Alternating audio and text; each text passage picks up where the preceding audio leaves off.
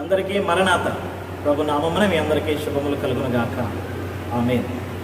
ఈనాటి విశ్రాంతి దినము ఆరాధనను ప్రారంభించుకుందాం. చిన్న ప్రార్థన చేసుకుందాం. మమ్మల్ని మిక్కలుగా ప్రేమించిన మా పరలోకపు దేవ, నీ పరిశుద్ధ ఘనమైన నామమునకు వందనములు, కృతజ్ఞతా స్తోత్రములు. దేవ, గడిచిన వారమంతటిలో నీవే తండ్రి నీ రెక్కల చాటును మమ్మల్ని భద్రపరిచి నీ సాన్నిధ్యంలోనికి నాయన మమ్మలను మరొక పర్యాయం నేను ఆరాధించుకున్నటకు తోడుకుని వచ్చిన దేవా నీకు స్తోత్రములు. దేవ, ఈ దినమందు మేమందరము మా గృహములలో నీ సన్నిధిలో చేరి నేను స్తుతించడానికి, నేను ఆరాధించడానికి, నేను మహిమపరచడానికి ప్రభా నీ సన్నిధిలో నాయన ఇది కొత్తను సిద్ధపడి ఉండగా నాయన ఇది కొత్తను మేము పాడే పాటలను చెల్లించు స్తుతులను చేసే ఆరాధన సమస్తమును నీవే అంగీకరించుటకు, అందుకొని మహిమ పొందుకున్నటకు నీవే తండ్రిగా, కుమారునిగా, పరిశుద్ధాత్మనుగా, త్రియేక దేవునిగా వరభక్తులతో దేవదూతలతో నాయన పరలోకపు సమూహముతో దిగివచ్చి నేటి దినపు ఆరాధన ద్వారా నీవే మహిమను పొందుకునమని నాయన ఇదిగు ప్రభ నేను ఆరాధించడం ద్వారా ఇటు దేవులను మాకు ఇవ్వనైనాము అటు దేవుని మేము అందుకునే కృపా భాగ్యం మాకు దయచేసి నీవే మహిమను పొందుకునమని ఆరాధనకర్త అయిన యేసు నామమున వేడుకొనిచున్నాము తండ్రి. ఆమేన్. మన కీర్తన పుస్తకం నుండి 5వ కీర్తన పాడుకుందాం. స్తోత్రము చేయము సృష్టికర్తకనే కీర్తన. మన కీర్తన పుస్తకం నుండి 5వ కీర్తన పాడుకుందాం.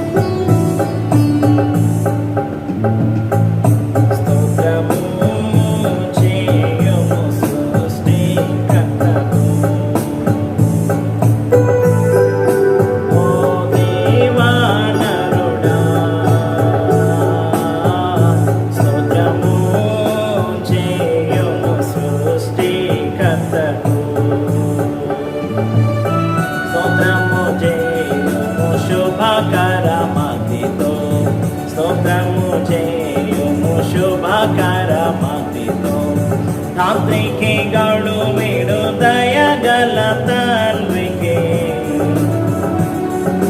తాంత్రికే గడు వీడు దయగల తండ్రికి ప్రభు చేయు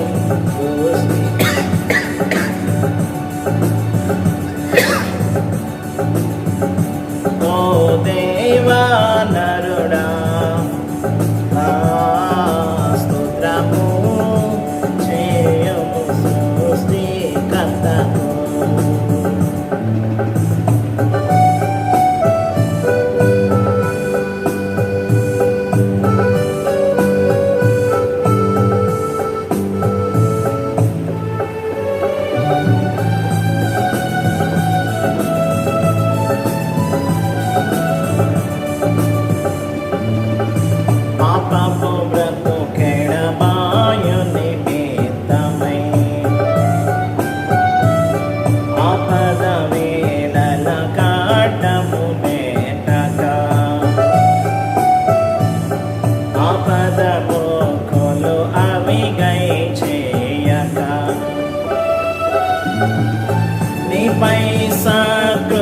చూపెడు తండ్రికి, నీపై కృప చూపెడు తండ్రికి స్తుతము చేయు సృష్టికర్తకు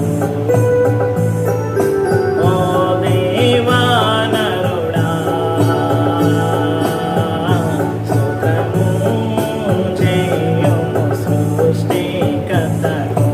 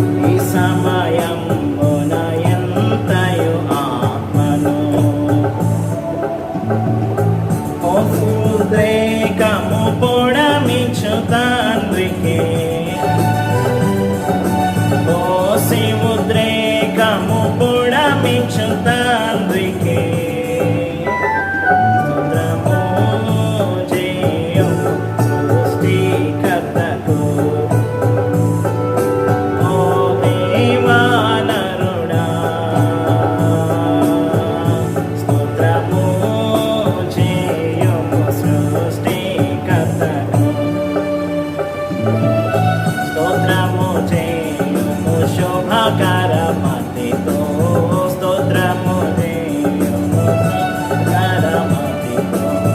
రాత్రికి గడుమేడు దయగల తండ్రికి, రాత్రికి గడుమేడు దయగల తండ్రికి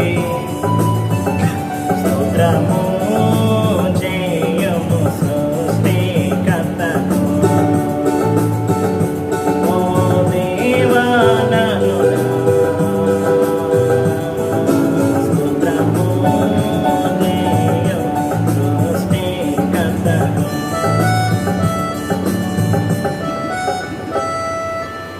దేవునికి స్తోత్రం.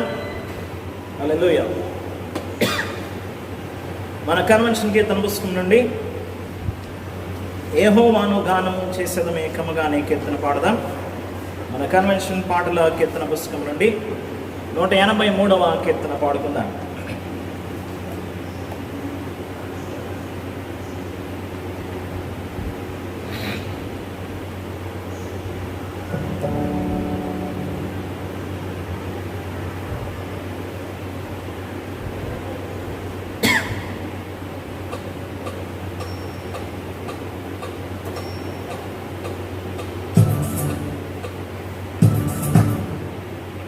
మన కన్వెన్షన్ కీర్తన పుస్తకం నుండి 183వ కీర్తన పాడుకుందాం.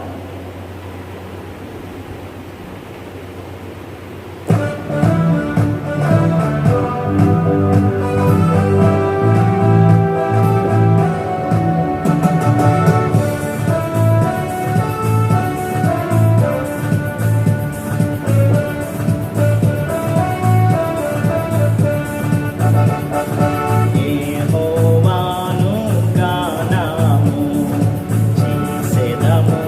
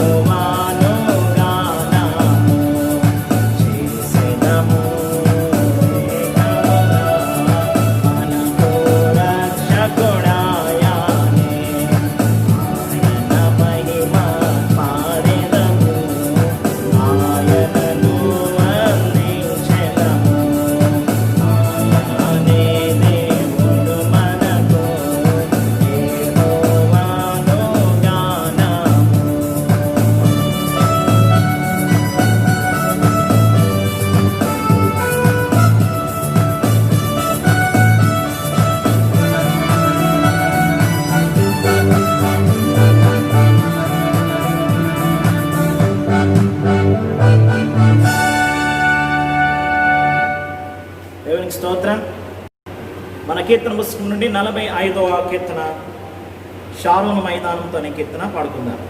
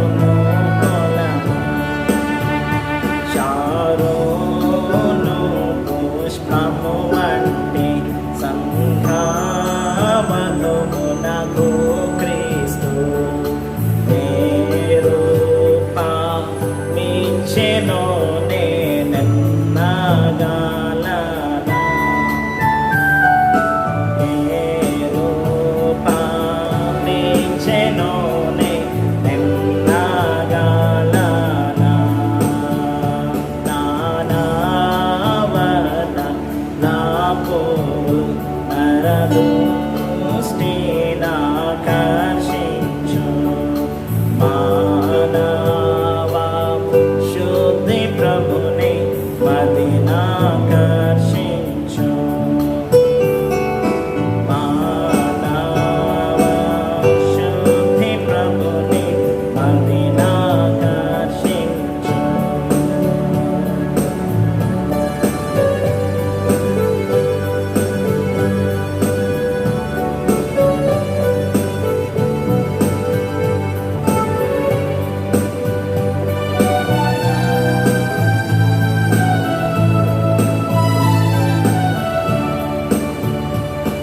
सर्वा पुष्पालयं सन्धावगुवे पुष्पं पूर्वेणे सिद्धमौनो गुण्डो परमं पूर्वेणे सिद्धमौनो गुण्डो परमं सूर्योण्डो खोलकेन्तु सैनारङ्गोलभं सूर्योण्डै नाट्येषु शुभगुणमूलकम् सूर्योण्डै नाट्येषु शुभगुणमूलकम्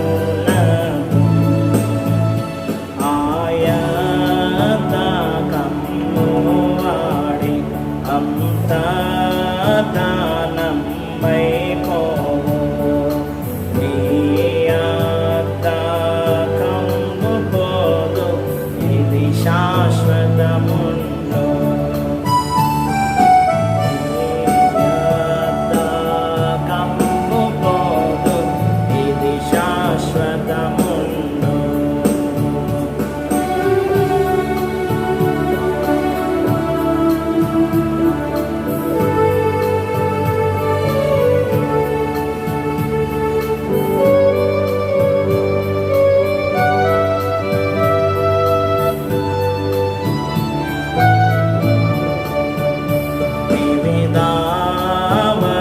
వివిధవర్ణములుగా విశ్వాసులను పుష్పాలు భూమి మీద మోచునటి పుష్పసంగము భూమి మీద మోచునటి పుష్పసంగము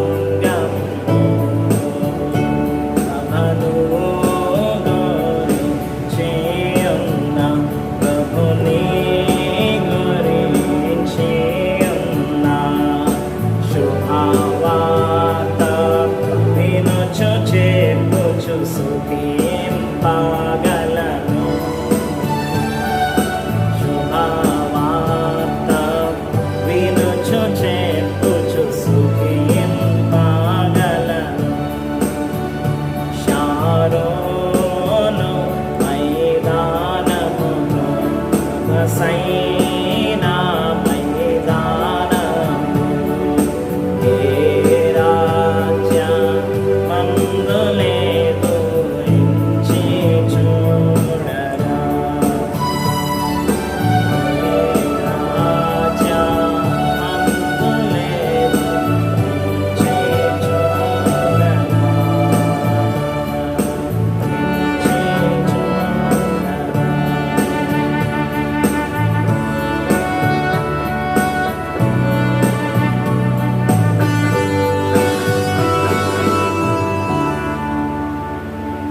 స్తోత్రం. మోకరించుకుందాం, ప్రభుని తలంచుకుందాం.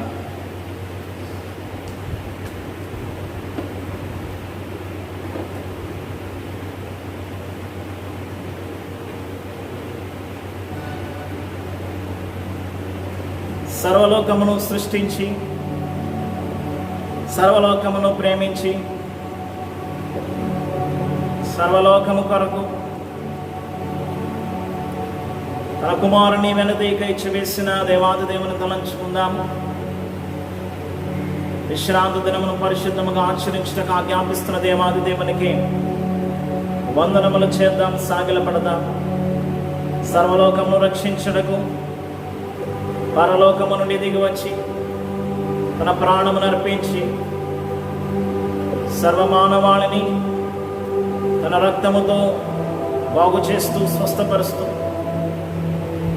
రక్షిస్తూ ఉన్న మన ప్రభు, మన రక్షకుడు కుమారుడైన యేసుక్రీస్తు ప్రభువును తలంచుకొని ఆయనకి నమస్కారము చేద్దాం. సర్వలోకమును ఆదరించచ్చు, ఆయన రాజ్యమును కొరకు సిద్ధము చేయొచ్చు, ఆయన రాకకై ఆయుత్తపరచచ్చు ఉన్న పరిశుద్ధాత్మ పావన తండ్రైన దేవాది దేవునికి వందనములు చేసి త్రియేక దేవుని స్తుతి చెప్పుకుందాం. నాతో చెప్పండి.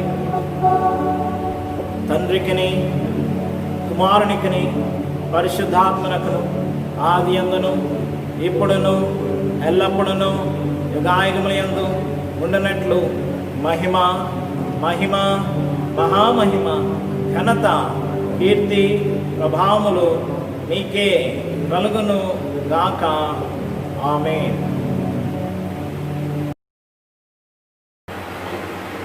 తండ్రి యొక్క కుమారుని యొక్క పరిశుద్ధాత్మ యొక్క నామమున ప్రార్థించుకున్నాం. అంతరంగంలో నుండి ప్రార్థించుకున్నాం. మనోనిదానముతో ఆయన ఆరాధించుటకు మనం సిద్ధపరుచుకున్నాం. దయానిధి, ప్రేమ స్వరూపుడా, సర్వోన్నతుడా, కృప కలిగిన మా తండ్రి, నీకు వందనాలు దేవా. దేవా, ఈ దినమును మాకు ఆరాధన దినముగా ఏర్పాటు చేసిన తండ్రి, నీకు వందనాలు.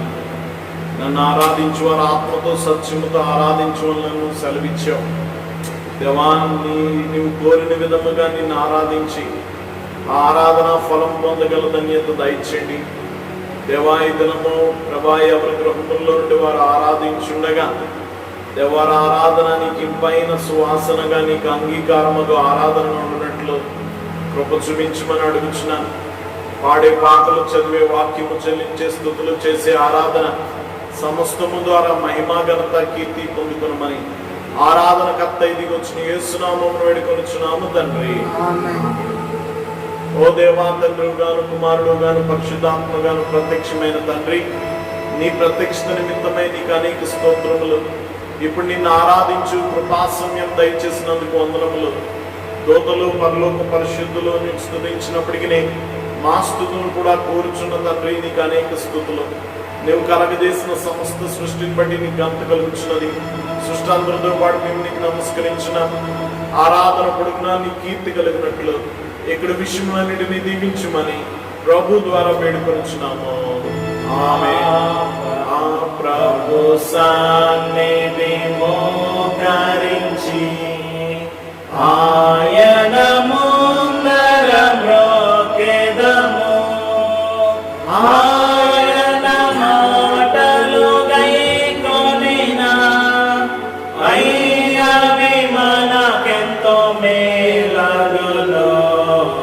రండి ఉత్సాహించి పాడుదము, రక్షణ మార్గము మన ప్రభువే.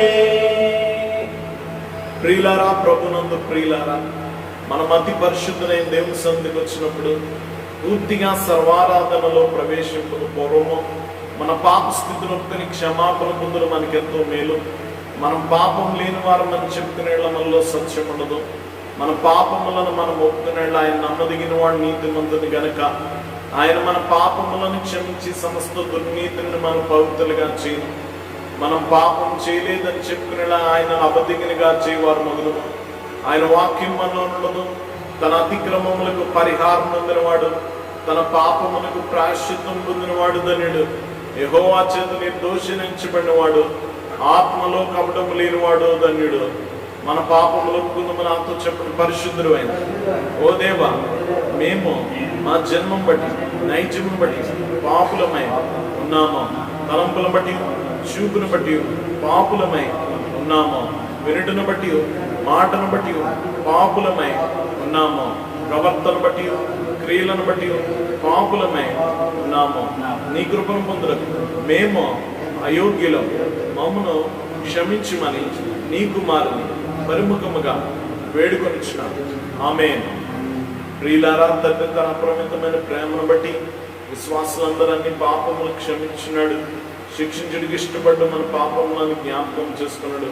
అటు తండ్రిని నిత్యము స్తుతించడమో నాతో చెప్పు. ఓ తండ్రి, నీవు పరిశుద్ధుడవై ఉన్నందున పాపులను అసహించుకునవలసి గాని అట్లు చేయక చేరదీసి క్షమించున్నా గనుక నీకు అనేక వందనములు వందనములు వందనములు. ఆమేన్. కూర్చున్నా.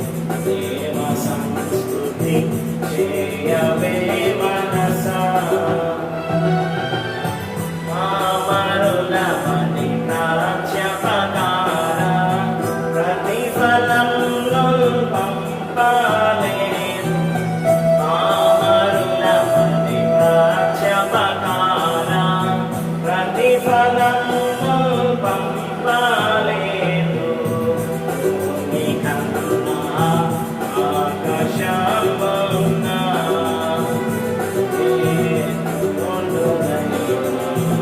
ప్రేమ పాత్ర జనులయంలోన ఆ కారణము చే దేవ సంస్తుతి చేయవే మనసా. మడమటికి పెంతాయడము పాపములకు మనకు నమ్ముతా.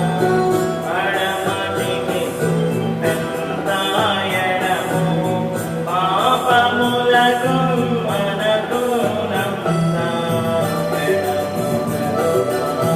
చేసి ఉన్నాడు మన పాపములను విడముగానే చేసి ఉన్నాడు. ఆ కారణము చే దేవ సంస్తుతి చేయవే మనసా. కొడుకులపై తండ్రి జాలి పడు విధముగా భక్తి పరుల.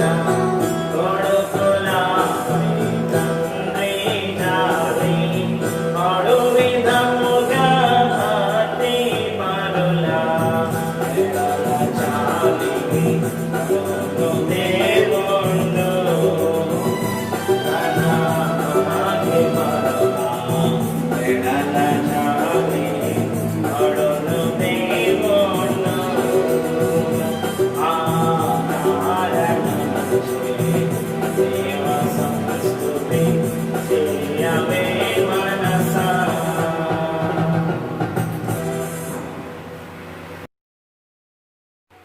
వాక్యం చదువుకుందాం. తండ్రి అయిన దేవుని తలంచుకొని నిర్గమకాండము 33వ అధ్యాయము, నిర్గమకాండము 33వ అధ్యాయము 12వ వచనం నుండి చివరి వరకు ఉన్న తండ్రి మాటల మీద. నిర్గమకాండము 33వ అధ్యాయము 12వ వచనం నుండి చివరి వరకు గల తండ్రి మాటలను చదువుకుందాం.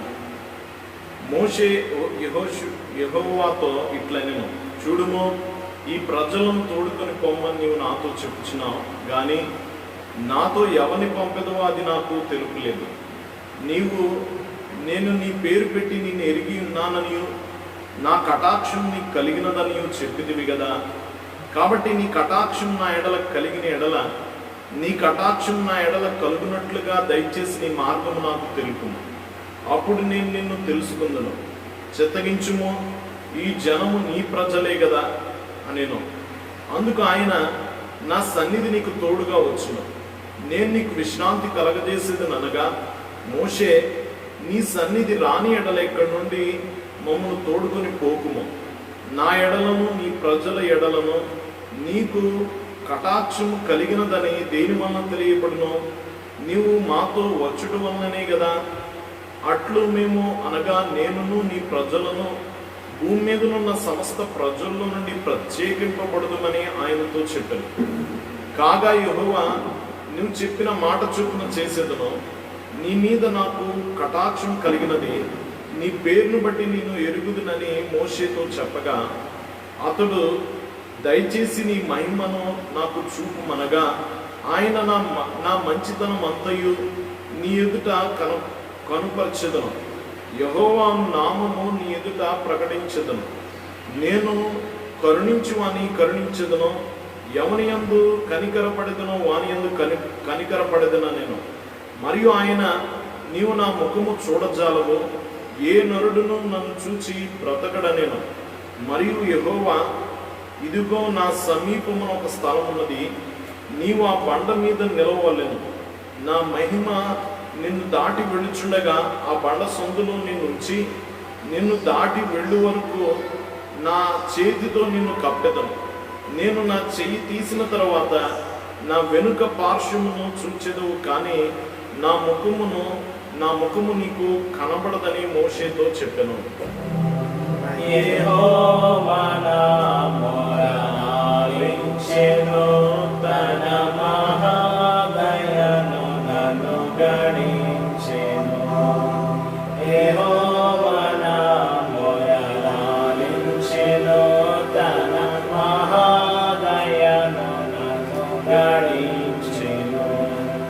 మహోన్నతులను మనుష్యులను మహోన్నతులను మనుష్యులను గృహాన చేర్చెను యెహోవా తండ్రి యెహోవా నామమునరించెను తన మహాదయను నన్ను గణించెను. కుమారుడైన తండ్రి తలంచుకొని పరిశుద్ధుడైన యోహాను రాసిన సువార్త, యోహాను సువార్త 10వ అధ్యాయము 1 నుంచి 6 వచనాలు చదువుకున్నాను. యోహాను సువార్త 10వ అధ్యాయము 1 నుంచి 6 వచనాల్లో ఉన్న కుమారుని మాటలు విందాం. గొర్రెల దొడ్డిలో ద్వారమున ప్రవేశింపక వేరొక మార్గమున ఎక్కువాడు దొంగయు దోచుకునేవాడునై ఉన్నాడు. ద్వారమున ప్రవేశించేవాడు గొర్రెల కాపరి. అతనికి ద్వారపాలకుడు తలుపు తీను. గొర్రెలు అతని స్వరం వినను. అతడు తన సొంత గొర్రెలను పేరు పెట్టి పిలిచి వాటిని వెలుపలికి నడిపించును. మరియు అతడు తన సొంత గొర్రెలన్నిటినీ వెలుపలికి నడిపించినప్పుడల్లా వాటికి ముందుగా నడుచును. గొర్రెలు అతని స్వరం ఎరుగును గనుక అవి అతనిని వెంబడించును. అన్యుల స్వరం అవి ఎరగవు గనుక అన్యుని ఎంత మాత్రమును వెంబడింపక వాని యొద్ద నుండి పారిపోనని మీతో నిశ్చయముగా చెప్పుచున్నానని వారితో అనెను. ఈ సాదృశ్యం యేసు వారితో చెప్పిన గాని ఆయన తమతో చెప్పిన సంగతులు ఇటువో వారు గ్రహించుకొనలేదు. భయము లేని కాలం నీ తండ్రిని ప్రార్థన వినేను.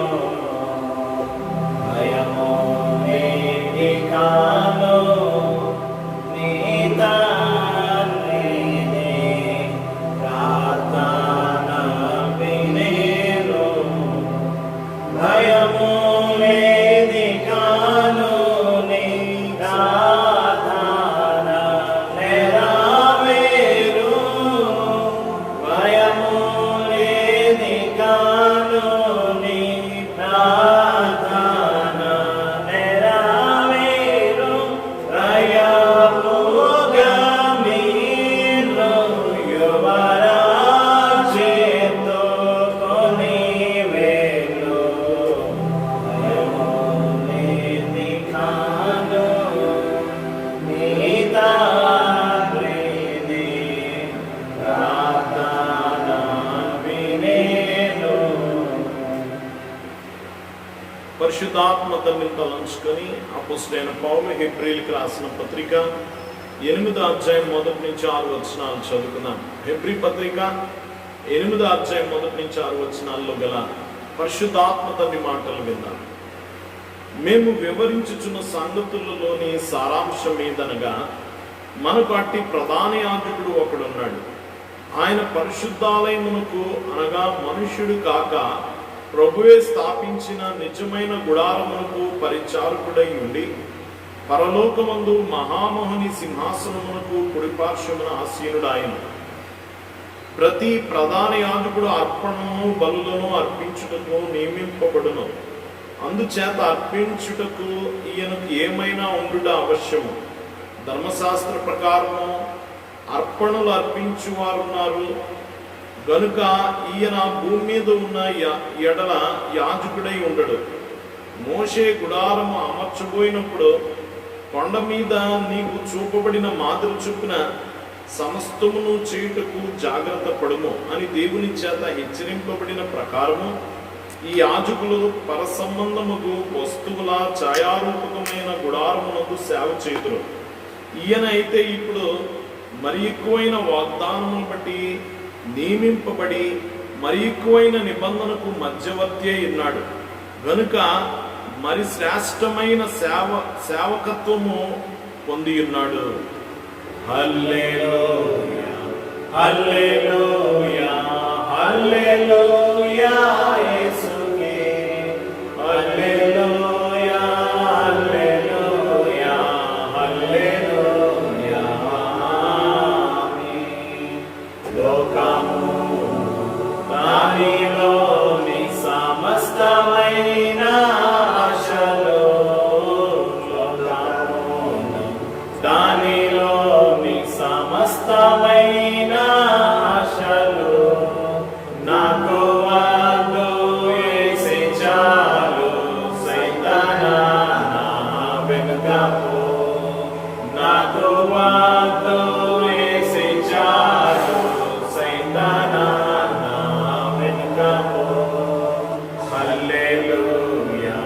హల్లెలూయా హల్లెలూయా యేసుకే హల్లెలూయా హల్లెలూయా హల్లెలూయా. వాక్యం ఇచ్చిన తండ్రిని స్తుతించుకుందాం. త్రియేకుడమైన దేవా, భూమి ఆకాశముల కంటను, వెండి బంగారముల కంటను, వజ్ర వైడూర్యముల కంటను గొప్ప దానముగు నీ గ్రంథం మాకు దయచేస్తున్నావు కాబట్టి నీకు అనేక కృతజ్ఞతా స్తోత్రములు. నువ్వు స్వయముగా మాకు చెప్పవలసిన సంగతులను ఈ పుస్తకంలో ఇమిచ్చినావు గనక నీకు మా మందరమును సమర్పించుకొనిచున్నాము. మన విశ్వాస ప్రమాణం చెప్పుకుందాము. మనం విశ్వాస ప్రమాణం చేసుకుందాం. నాతో కలిసి ఏకీభవించండి. దేవుడు ఆద్యంతము లేని దేవుడని నేను నమ్ముచున్నాను. ఆయన ప్రేమ, న్యాయము, పరిశుద్ధత, శక్తి, జ్ఞానము, జీవము, స్వతంత్రత, సర్వవ్యాపకత్వము ఈ మొదలైన శుభలక్షణములతో నిత్యము మహాదేశమైనగా ప్రకాశించుచున్నాడని నమ్ముచున్నాను. యేసుక్రీస్తు ప్రభు రూపమునకు మనుష్యుడిగాను, అనాది స్థితిని బట్టి దేవుడుగాను, సంచరించచ్చు దివ్యబోధల మూలముగాను, అద్భుతమగు ఉపకారముల మూలముగాను, నా పాపములు, నా వ్యాధులు, నా శిక్షలు మన శిలువపై వేసుకొని మరణమౌట మూలముగాను, ఆయన సమాధిలో నుండి మూడవ నాడు వెలుపలకు వచ్చి పరలోకమునకు వెళ్ళుట మూలముగాను తన నిజదేవస్థితిని, ప్రేమను వెల్లడించినాడని నమ్ముచున్నాను. ఇప్పుడు అందరి నిమిత్తమై విజ్ఞాపన ప్రార్థన చేర్చున్నాడనియు, ఆయన రెండవ మారు సంఘమును కొనిపోటకు మేఘాసీనుడై వచ్చిననియు, మిగిలిన వారికి 7 ఏళ్ల శ్రమ కలుగుననియు, తర్వాత అంత్యక్రీస్తునకును క్రీస్తునకును జరుగు యుద్ధములో అంత్యక్రీస్తు అబద్ధ ప్రవక్త నరకములో వేయబడదననియు, సాతాను పాతాళంలో 1000 ఏళ్ళు బంధింపబడిననియు, ఆ తర్వాత ప్రభువు భూమి మీద 1000 ఏళ్ళు పరిపాలన చేయననియు, తర్వాత ఆయన సజీవులకును వృద్ధులకును తీర్పు తీర్చిననియు నమ్ముచున్న క్రీస్తు ప్రభు పాతాళంలోని సాతానును విడిపింపగా అతడు భూమి మీదకు వచ్చి గోగు మాగోగు అని పేర్లు గల సైన్యములను ఏర్పరచుకుననియు, అతడు దేవునితో యుద్ధము చేసి ఓడిపోననియు, క్రీస్తు అతనిని నరకములో పడవేనని నమ్ముచున్నాను. అటు తర్వాత ఆయన అందరికను తీర్పు విధించిననియు, అవిశ్వాసులను నరకములోనికి పంపివేననియు నమ్ముచున్నాను. తుదకు భూమి మీద ఉన్న పరిశుద్ధులందరూ ఏక సంఘముగా ఉండుట వలన భూమి పరలోకములో ఒక భాగముగాననియు, క్రీస్తు ప్రభు పరలోకములోను భూలోకములోను ఉండుననియు నమ్ముచున్నాను. నేను పరిశుద్ధాత్మను నమ్ముచున్నాను. ఈయన తండ్రితోనూ కుమారునితోనూ ఏకదేవుడుగానే ఉండి పనిచేయుచున్నాడనియు, ఈయన ఆవేశం వలననే దైవ గ్రంథము వ్రాతలోనికి వచ్చినదనియు, ఈయన వెలిగింపును బట్టి ఆ గ్రంథము అర్థమగులనియు, తండ్రి ఉద్దేశించిన రక్షణ అనగా కుమారుడు తన అమూల్యమైన రక్తము వలన గడించిపెట్టిన రక్షణ పరిశుద్ధాత్మే విశ్వాసికి అందించిననియు నమ్ముచున్న తండ్రి కుమారులతో పాటు ఈయన కూడా సమానముగా ఆరాధన నొందదగు దేవుడనియు నమ్ముచున్న పరిశుద్ధుల సహవాసమును, పునరుత్థానమును, నిత్య జయమును గలవని నమ్ముచున్నాను. ఆమేన్. కూర్చున్నాను. వాక్యం చదువుకుందాం. నిర్గమాకాండము 33వ అధ్యాయము 17 నుంచి 23 వచనాలు చదువుకుందాం. నిర్గమాకాండము 33వ అధ్యాయము 17వ వచనం నుండి 23 వచనాలు చదువుకుందాం.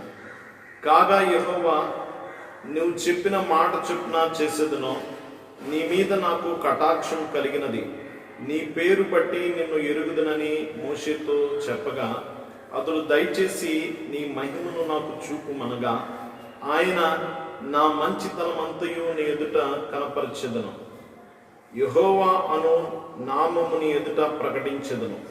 నేను కరుణించువని కరుణించెదను, ఎవని యందు కనికరపడెదను వాని యందు కనికరపడెదనను అనెను. మరియు ఆయన, నీవు నా ముఖమును చూడజాలవు, ఏ నరుడును నన్ను చూచి బ్రతకడనెను. మరియు యెహోవా, ఇదిగో నా సమీపమున ఒక స్థలం ఉన్నది, నీవు ఆ బండ మీద నిలవవలెను. నా మహిమ నిన్ను దాటి వెళ్ళుచుండగా ఆ బండ సందులో నేనుంచి నిన్ను దాటి వెళ్ళు వరకు నా చేతితో నిన్ను కప్పెదను.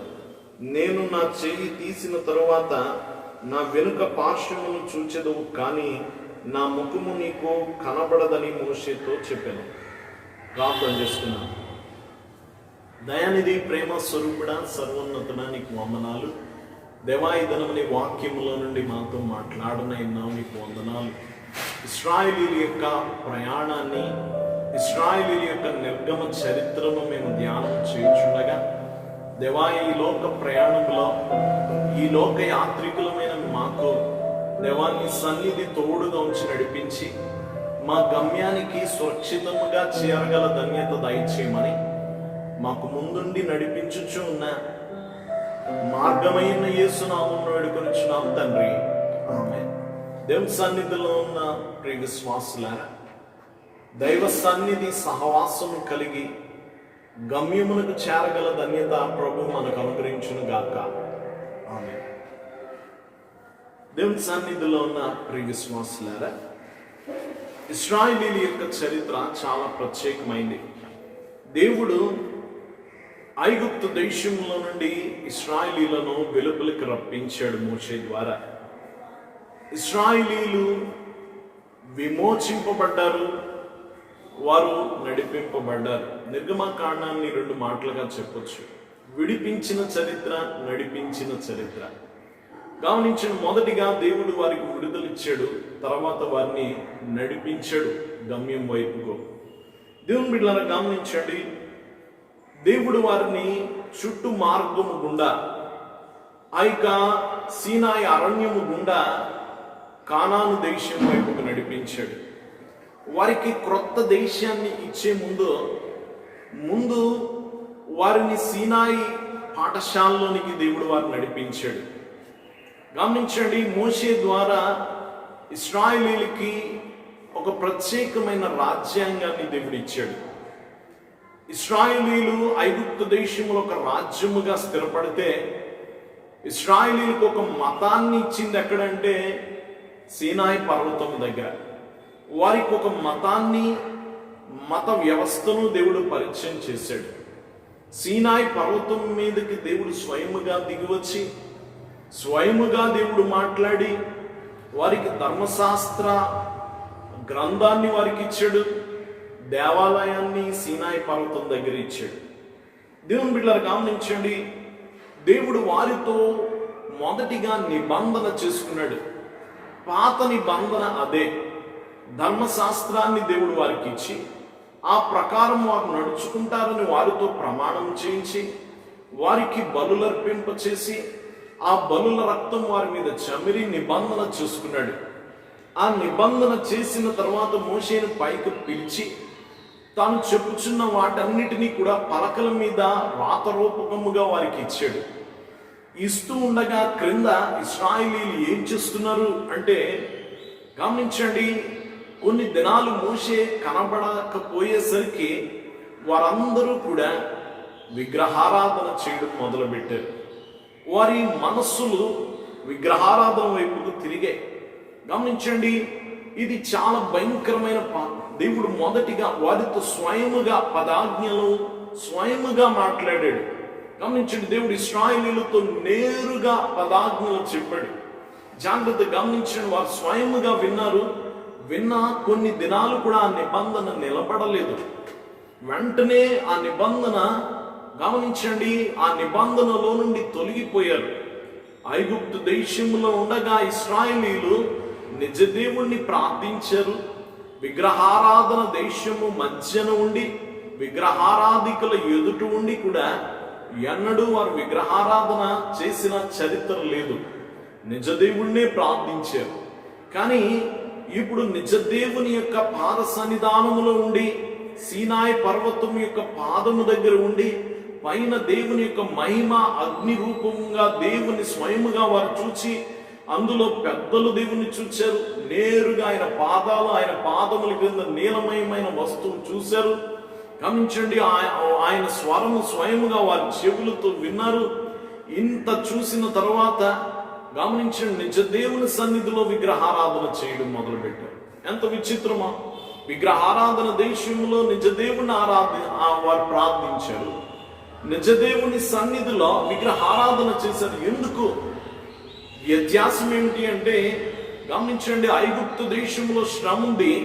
శ్రమ మధ్య వారు విగ్రహారాధన వైపుకు తిరగలేదు. కానీ ఇక్కడ సౌఖ్యం ఉంది. దేవుని సన్నిధిలో వారికి సౌఖ్యం ఉంది. పని లేదు, కానీ ఆహారం దేవుడు పెట్టాడు. శ్రమ లేదు, చెమట పట్టనివ్వలేదు, బట్టలు మాయనివ్వలేదు, చేపులు అరగనివ్వలేదు, అనారోగ్యం రానివ్వలేదు, ఆకలి గొననివ్వలేదు, దప్పిక గొననివ్వలేదు. వారిని ఎంతో సౌఖ్యములో కూర్చోబెట్టాడు. ఇప్పుడు సుఖములో ఉన్న వారి శరీరాలు ఏం కోరుకుంటున్నాయంటే పాపమును కోరుకుంటుంది. గమనించండి, ఎప్పుడు కూడా శ్రమ అగ్ని లాంటిది. అగ్నిలో ఎప్పుడు కూడా గమనించండి, అగ్ని లాంటి శ్రమల మధ్య ఎవ్వరు కూడా పాపము చేయరు. గమనించండి, లోకంలో ఒక మాట అంటారు, నిప్పుకు చెదపట్టదు అని. అలాగే నిప్పు లాంటి శ్రమల మధ్య ఇశ్రాయేలీయులు పాపం చేయలేదు. గమనించండి, కానీ ఇప్పుడు సుఖం వచ్చిన తర్వాత వారి హృదయాలు పాపం వైపుకు తిరుగుతున్నాయి. విగ్రహారాధన ఎందుకు కావాలి వీరికి? గమనించండి, నిజ దేవుణ్ణి వారికి తెలుసు.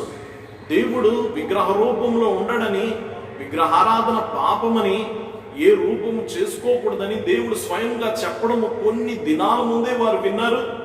ఇంత విన్న తర్వాత కూడా ఎందుకు దూడను చేస్తున్నారు? బంగారుపు దూడ చేయమని ఎందుకు బలవంతము చేశారు అంటే, వారికి విగ్రహారాధన ఎందుకు కావాలంటే వారు పాపము చేయడానికి విగ్రహారాధన కావాలి.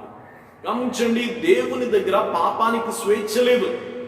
దేవుని సన్నిధిలో పాపము చేయడానికి దేవుడు స్వేచ్ఛనివ్వడం. కానీ విగ్రహారాధన దగ్గర పాపానికి స్వేచ్ఛ ఉంది. వారు విచ్చలవిడిగా జీవించవచ్చు. విగ్రహారాధన దగ్గర మద్యం తాగవచ్చు, విగ్రహారాధన దగ్గర వ్యభిచరించవచ్చు, ఆడవచ్చు, పాడవచ్చు. గమనించిన తమ ఇష్టానుసారముగా నడవచ్చు, తమ మనసు ఇచ్చవచ్చినట్టుగా జీవించవచ్చు. కానీ దేవుని సన్నిధిలో పాపానికి స్వేచ్ఛ లేదు. కాబట్టి గమనించండి, వారికి నిజ దేవుణ్ణి ఆరాధిస్తే పాపము చేయడానికి వారికి ఆస్కారం లేదు గనక విగ్రహము చేసుకున్నారు. గమనించండి, దాని ముందు ఆడడము పాడడం మొదలు పెట్టారు. వారికి కావాల్సింది ఆరాధన కాదు, పాపము చేసే స్వేచ్ఛ. అందుకు విగ్రహం చేసుకున్నారు.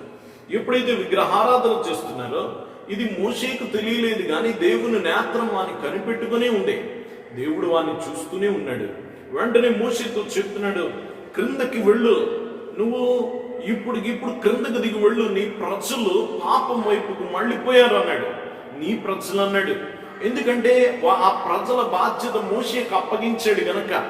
నీ ప్రజలు బొత్తిగా తప్పిపోయారు, వారు విగ్రహారాధన చేయడం మొదలు పెట్టారు అని చెప్పి దేవుని కోపము మండుకోవడం మోషే చూస్తున్నాడు. దేవుడు చెప్తూ దేవుని ఒక్క కోపం రగులుతుంది, మోషే నువ్వు ఇక్కడే ఉండు, వారందరినీ ఒక్క క్షణంలో బూడిద చేస్తాను, నీలో నుండి జనాంగాన్ని పుట్టిస్తాను, నీలో నుండి ఒక క్రొత్త జనాంగాన్ని తయారు చేస్తాను అని దేవుడు చెప్పడం చూస్తాను. గమనించిన దేవుని కోపం మండడం మోషే చూస్తూ ఉన్నాడు. దేవుడు ఉగ్రుడవుతున్నాడు వారు చేస్తున్న పాపమును బట్టి. దేవుని కోపమును రేపారు. గమనించండి, ఎప్పుడైతే దేవుని కోపం రేగుతుందో ఇంకా దేవుడు దిగి దహించేస్తాడేమో అని మోషే వెంటనే అడుగుతున్నాడు, ప్రభువా ఇదిగో నీ కోపం నుండి మళ్ళుకొనివ్వు, నీ కోపం నీ ఉగ్రతను నువ్వు ఉపసంహరించుకో. గమనించండి, అతడు చెప్తున్నాడు, ఇదిగో ఎన్ని రకాలుగా దేవునితో వాదించాడు, ఎంతగా దేవునితో బ్రతిమలాడాడు. ప్రభువా నీవే అబ్రహాము, ఇస్సాకు, యాకోబుకి ఇచ్చిన వాగ్దానం మర్చిపోతావా? ఇదిగో ఈ అన్య జనాంగములందరి మధ్య ఎంతో వైభవముగా ఐగుప్తు ఆ కాడి క్రింద నుండి నువ్వు విడిపించి ఎర్ర సముద్రం మధ్యన ఇంత ఆహారము పెడుతూ, ఇంత అరణ్యం మధ్యన ఇన్ని అద్భుతాల మధ్య నుండి నడిపించింది. ఆ కొండల్లో ఆ జనాంగాన్ని చంపడానికి అని అన్యజనులు అనుకుంటారని చెప్తున్నాడు. ఇదిగో నువ్వు చేసిన వాగ్దానాలు, అబ్రహాము, ఇస్సాకు, యాకోబులతో చేసిన వాగ్దానము మర్చిపోకంటున్నాడు. ఎన్ని రకాలుగా బతిమలాడాడో దేవుని కోపము చల్లార్చడానికి. దేవుని బిడ్డరా ఎంత విచిత్రమో చూడండి. గమనించండి, దేవుడు ఎలాంటి నాయకుడిని ఎన్నుకున్నాడో చూస్తే చాలా విచిత్రం అనిపిస్తుంది. మొదటి అధ్యాయంలో చూస్తే దేవుడు మోషేను బతిమలాడుతున్నాడు, ఇక్కడ మోషే దేవుని బతిమలాడుతున్నాడు. గమనించండి, ఎందుకు అంత బతిమలాడి మోషేని ఎందుకు పెట్టాలి? దేవుడు తలుచుకుని ఇంకెవరినైనా తీసుకురావచ్చు కదా అంటే, గమనించండి, మొదట బతిమలాడి తీసుకొచ్చిన మోషే తర్వాత ఇశ్రాయేలుల కొరకు ప్రాణాన్ని అడ్డు వేశాడు. ప్రభువా, నా పేరు జీవ గ్రంథంలో నుంచి తుడిచేయగానే వారిని మాత్రం వారి పేర్లు మాత్రం భూమి మీద నుంచి తుడిచేయద్దు అని బతిమలాడుతున్నాడు. దేవుని బిడ్డలు గమనించిన ఇశ్రాయేలుని ఎంతగా ప్రేమించాడో మోషే ఇశ్రాయేలుని చాలా ప్రేమించాడు. వారు గమనించండి, వారు బూడిద పాలవ్వకుండా, వారు నాశనం అవ్వకుండా అడ్డుపడింది మోషే. ఇక్కడ గమనించండి, చాలా బ్రతిమలాడాడు దేవుని బ్రతిమలాడి దేవుని కోపం చల్లార్చిన తర్వాత క్రిందికి దిగొచ్చి ఆ నిబంధన పలకల్ని పగలగొట్టి గమనించండి, ఎందుకంటే ఆ నిబంధన పలకలు ఎందుకు పగలగొట్టాడంటే ఆ నిబంధన వారు మీరిపోయారు. ఆ నిబంధనను వారు తృణీకరించారు. పాత నిబంధన అక్కడే వారు అతిక్రమించేశారు. అది ఎంత కాలమో నిలబడలేదు. ఆ రాత రూపకమైన నిబంధన చెరిగిపోయింది. అక్కడితో వారు మీరిపోయారు. కాబట్టి గమనించండి, ఆ నిబంధన అక్కడ పగలగొట్టాడు. ఆ బంగారపు విగ్రహాన్ని బూడిద చేసి ఆ బూడిద వారితో త్రాగించాడు. దేవుని కోపం చల్లార్చడానికి గమనించండి, లేవీలందరితో తన తోటి వారి మీద కత్తితో పడమన్నాడు. దాదాపు 3,000 మంది చనిపోయారు. గమనించండి, ఇదంతా దేవుని కోపము ఉగ్రతను చల్లార్చడానికి చేశాడు. గమనించండి, ఇదంతా అతడు ఎంతో గమనించండి, చాలా నేర్పుగా ఎంతో గమనించండి తన జనాంగము కొరకు ఈ మోషే చేసినట్టుగా మనం చూస్తున్నాం. దేవుని బిడ్డలు గమనించండి, ఆ తర్వాత మళ్ళీ దేవుని సన్నిధిలోనికి వెళ్ళాడు, కొండ ఎక్కాడు, వారి నిమిత్తము ప్రార్థన చేశాడు. ఇశ్రాయేలీలందరూ కూడా పశ్చాత్తాపడ్డాడు. ఇదిగో దేవుడు మీతో రానంటున్నాడు అంటే వారందరూ ఏడ్చారట. వారి ఆభరణాలు తీసేశారు. సంతాప సూచకంగా వారందరూ దుఃఖముతో దేవుని సన్నిధిలో ప్రలాపించారు వారు చేసిన పాపానికి. అప్పుడు దేవుని సన్నిధిలోకి మళ్ళీ మోషే వెళ్ళి మళ్ళీ బ్రతిమలాడుతున్నాడు.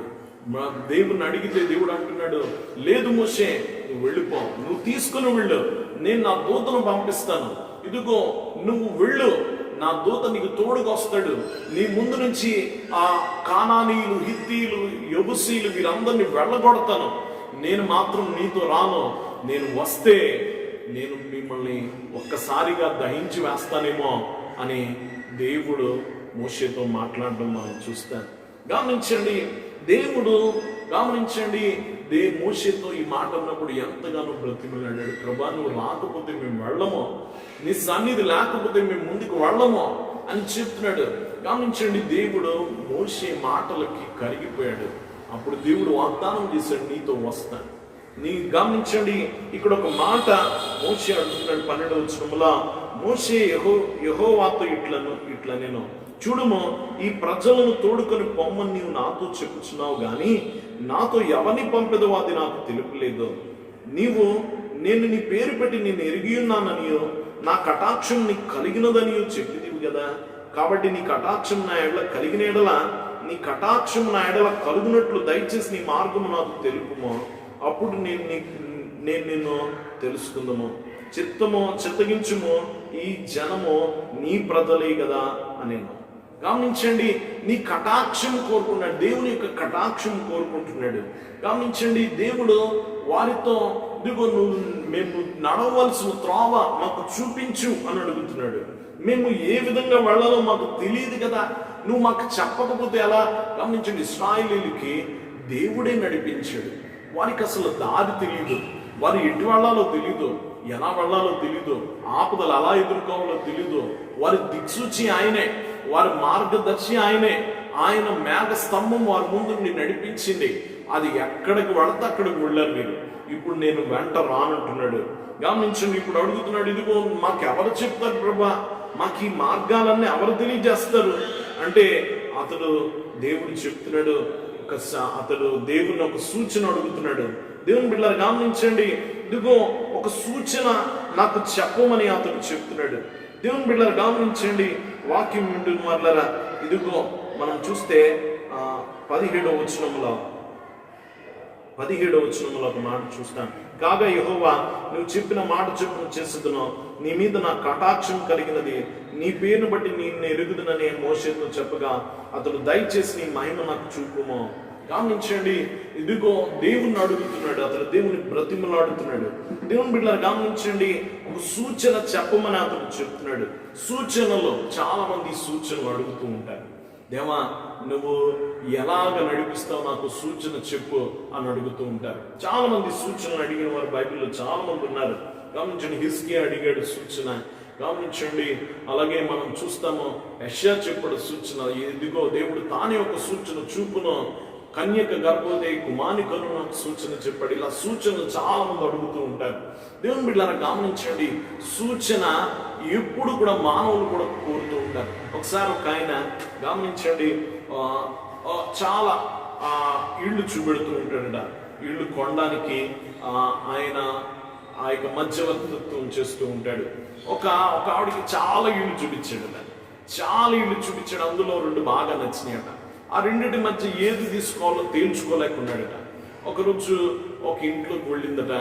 ఆమె, మీరు బయటకు వెళ్ళండి, నేను తేల్చుకుని వచ్చేస్తాను ఏ ఇల్లు అని లోపల ఉండి బయటకు వచ్చి 2వ ఇల్లు నాకు కావాలి, ఇది వద్దా అని చెప్పిందట. అప్పుడు ఆయన అన్నాడు, దేని బట్టి తేల్చారు మీరు, ఈ ఇల్లు వద్దని ఎలా చెప్పారంటే, ఆమె అందట, నేను లోపల ఉండగా ఒక చిన్న ప్రార్థన చేసుకున్నాను, ప్రభా ఈ రెండిట్లో ఏ ఇల్లు నీ చిత్తమో నాకు చూపించు, ఒక సూచన చూపించు, ఆకాశంలో నువ్వు రాసి పెడతావో లేకపోతే నువ్వు ఎలా చెప్తావో ఒక సూచన చూపించు అని అడిగిందట ఆవిడ. అప్పుడు ఆమెకు సూచన కనబడదంట. ఆకాశంలో ఒక పెద్ద ఏరోప్లేన్ ఇంటి మీదుగా వెళ్ళిపోతుందట.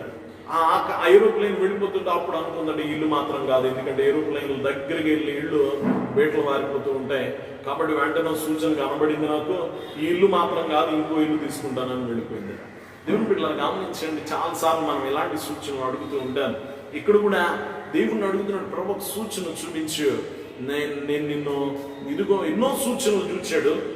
గమనించండి, దేవుని సన్నిధి, దేవుడు తనకు తోడుగా ఉన్నాడనే సంగతి అతను తెలుసుకోవడానికి దేవుడు చాలా సూచనలు చెప్పాడు. మనం చూస్తే ఎర్ర సముద్రం పాయలు చేయడం, గమనించిన 10 తెగుళ్ళు కావచ్చు, రోజు ఆహారం పెట్టడం కావచ్చు, గమనించిన అమాలేకుల మీద విజయం కావచ్చు, ఇవన్నీ దేవుడు వారికి తోడుగా ఉన్నాడనే సూచనలే. ఇక్కడ కూడా ఇక ముందు నేను రానన్నాడు కాబట్టి, మళ్ళీ దేవుడు నా సన్నిధి నీకు తోడుగా వస్తుందన్నాడు కాబట్టి, ఇప్పుడు నువ్వు వస్తామనడానికి సూచన ఏంటి చూపించన్నాడు. గమనించండి, ఆ సూచన ఏంటంటే నేను నీకు తోడుగా, నా సన్నిధి నీకు తోడుగా వచ్చునని చెప్తున్నాడు. దేవుడు వాక్యం ఉంటుంది మరలారా, దేవుడు తోడుగా రావడం అన్నిటికంటే గొప్ప సూచన. గమనించి నీతో అడిగాడు, ప్రభా నీ మార్గాలు నాకు చూపించి, నేను ఎలా నడాలో మాకు తెలియదు కదా, కాబట్టి నీ మార్గం నాకు చూపించండి. గమనించండి, దేవుడు స్వయంగా అంటున్నాడు, మార్గాలు నీకు చెప్పక్కర్లేదు, నేరుగా నేను నీతో కలిసి వస్తానంటున్నాడు. దేవుని బిడ్డలారా గమనించాడు, వాక్యం వింటున్న వాళ్ళారా, దేవుని సన్నిధి తోడుగా ఉంటే, గమనించండి, దేవుని సన్నిధి తోడుగా ఉంటే మనకు వచ్చే లాభాలు ఏంటో చూడాలి. మొదటిగా దేవుని సన్నిధి తోడుగా ఉంటే వచ్చే మొదటి లాభం, ఆయన స్నేహితుడుగా ఉంటాడు నీతో. మనం చూస్తే 11వ వచనంలో ఒక మాట మనం చూస్తాం. 33వ అధ్యాయం 11వ వచనంలో, మనుష్యుడు తన స్నేహితునితో మాట్లాడినట్లు యెహోవా మోషేతో ముఖాముఖిగా మాట్లాడుచుండెను. దేవుడు మోషేకు స్నేహితుడైపోయాడు. దేవుని బిడ్డలారా, దేవునితో సహవాసం చేసి దేవుని సన్నిధిలోకి పదే వస్తూ దేవునికి స్నేహితుడిగా మారిపోయాడు. స్నేహితునితో మాట్లాడినట్టు మాట్లాడుతున్నాడు. ఇప్పుడు అంటున్నాడు, దేవుని సన్నిధి నీకు తోడుగా ఉంటే వచ్చే లాభం ఏంటంటే నీకు దేవునితో స్నేహం ఏర్పడుతుంది. దేవుని బిడ్డలారా గమనించండి, దేవునితో స్నేహము ఎంత గొప్ప ధన్యత. గమనించి, ఈ లోకంలో గొప్ప వారు నా స్నేహితులను ఎంత గొప్పగా చెప్పుకుంటామో, ఎంత అతిశయపడుతూ ఉంటామో. గమనించండి, నువ్వు దేవుని సన్నిధికి ఎప్పుడు వస్తూ ఉంటే, దేవుని సన్నిధి ఎప్పుడు అనుభవిస్తూ ఉంటే నీకు దేవుడు స్నేహితుడు అవుతాడు. నువ్వు గొప్పగా చెప్పుకోవచ్చు, దేవుడు నా స్నేహితుడు. గమనించండి, ఆయన నీ స్నేహితుడు. ప్రభు అంటున్నారు, స్నేహితుడా అని పిలుస్తాను అంటున్నాడు. దాసుడా అని పిలవడట, స్నేహితుడా అని పిలుస్తాను అంటున్నాడు. దేవుని సన్నిధి మనకు తోడుగా వస్తే వచ్చే మొదటి లాభం ఏమిటంటే ఆయన మనకు స్నేహితుడు అవుతాడు. దేవుని బిడ్డ గమనించండి, వాక్యం వింటున్న వాళ్ళరా, ఇక్కడ మోషేకు దేవుని స్నేహం అనేది లభించింది. దేవునితో ముఖాముఖిగా మాట్లాడుతున్నాడు. అందుకనే ఇశ్రాయేలీయులతో మాట్లాడుతుంటే వారు భయపడ్డారు. మోషే నువ్వు మాట్లాడు, దేవుడు మాతో మాట్లాడితే మేము చనిపోతామన్నారు. దేవుని స్నేహం మోషేకు అలవడింది. దేవుని బిడ్డలారా, సన్నిధి చేసే ప్రతి ఒక్కరు, సన్నిధిని అనుభవించే ప్రతి ఒక్కరు దేవునితో స్నేహము కలిగి ఉంటారు. దేవునితో స్నేహము చాలా గొప్పది. దేవుని బిడ్డలారా గమనించండి, దేవునితో చెయ్యి పట్టుకుని నడవడం ఎంత గొప్పది. మన జీవితంలో చాలా మంది స్నేహితులు ఉంటారు. ఆ స్నేహితులు చాలా చనువుగా ఉంటారు. చాలా మంది సొంత వారితో కూడా చెప్పుకోలేని సంగతులన్నీ కూడా స్నేహితులతో చెప్పుకుంటూ ఉంటారు. అలాగే దేవుడు నీకు స్నేహితుడు అవుతాడు. గమనించిన అయ్యగారు రాశారు చక్కని కీర్తనలో, ఆయనతో చనువాయను మనకు అని. గమనించండి, ఈ చనువు మోక్షపురి వరకు చేర్చుతుంది అని.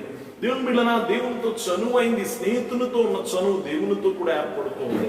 దేవుని బిడ్డలారా, దేవుడు మనకు స్నేహితుడు అవుతాడు. వాక్యం వింటున్న వాళ్ళారా, మోషే స్నేహితుడు అయ్యాడు, దేవునికి స్నేహితుడు అయ్యాడు. గమనించండి, బైబిల్ గ్రంథంలో చాలా మంది స్నేహితులు చూస్తాం. దావీదు, యోనాతాను, గమనించండి, వీరు చక్కని స్నేహ బంధానికి వారు ప్రతీకగా మనం చూస్తూ ఉంటాం. దేవుని బిడ్డలారా గమనించండి, వాక్యం వింటున్న వాళ్ళారా, చక్కని స్నేహితుడు.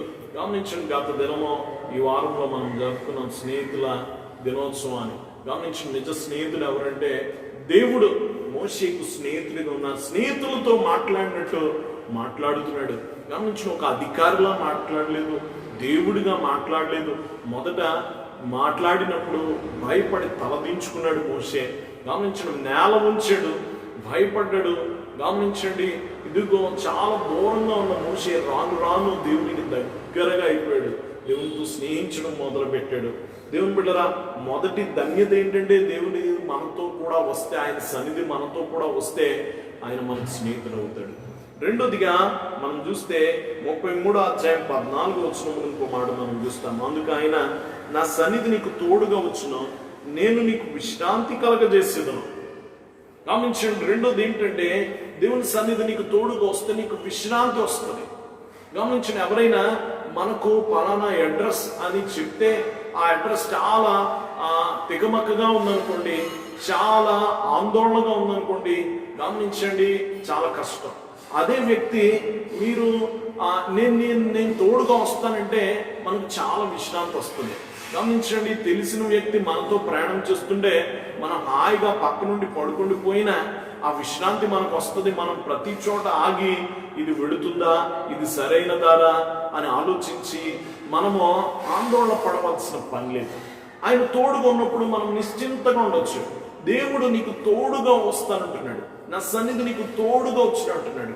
గమనించండి, ఈ మోషే ఐగుప్తు దేశము నుండి బయటికి ఇశ్రాయేలును నడిపించినప్పుడు దేవుని సన్నిధి అతనికి తోడుగా ఉంది కనుక గమనించిన, అతను ఎక్కడ కూడా ఆందోళన పడలేదు. అతని యొక్క గమనించండి మనసు మీద ఒత్తిడి లేదు, హాయిగా వచ్చాడు. ప్రతి చోట వెంటనే దేవుణ్ణి అడిగేవాడు, దేవా ఇదిగో సముద్రం అడ్డుగా ఉంది, ఏం చేయను అంటే, నువ్వెందుకు నన్ను అడుగుతావు, వెళ్ళిపో, చేయి చాచు, ఇదిగో ఆ సముద్రము రెండుగా విడిపోయింది. దేవుడు పక్కనే ఉన్నట్టు అడిగాడు, ప్రభా ఏం చేయను అనగానే వెంటనే అతనికి జవాబు వచ్చేది. మారా నీళ్లు వచ్చాయి, ఇశ్రాయేలీయులు అందరూ ఆందోళన పడిపోయారు, ఏం చేయమో అని వారు ఆందోళన పడిపోయారు. గమనించండి, మోషే మాత్రం ఆందోళన పడలే. 30 లక్షల మంది, దాదాపుగా 30 లక్షల మంది పైన ఆందోళన పడిపోతున్నారు, ఏం చేయమో. ఇదిగో గమనించండి, మన మార్గం మనమే నడవాలంటే ఆందోళన, విసుగు, గమనించండి సొణుగు అనేది మన జీవితంలోకి వచ్చేస్తుంది. ఇశ్రాయేలీయులు దేవుని సన్నిధి వారు స్పృశించలేదు, కానీ మోషే దేవుని సన్నిధి స్పృశించాడు.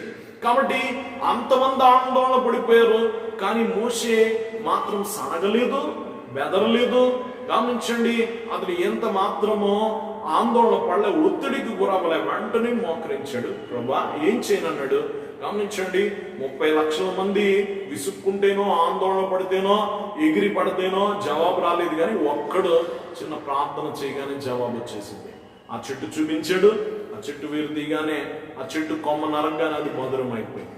దేవుని బిడ్డలారా గమనించండి, ఎక్కడ కూడా గమనించండి, అమాలేకులతో యుద్ధం దగ్గర కానీ, ఆకలి కొనినప్పుడు మన్నా కురిసినప్పుడు కానీ, గమనించండి ఊరేళ్లు కురిసినప్పుడు కానీ, గమనించండి ఇదిగో బండలో నుంచి నీళ్లు ఇచ్చినప్పుడు కానీ ఎక్కడ మోషే తన మనసు మీద ఒత్తిడి తెచ్చుకోలే.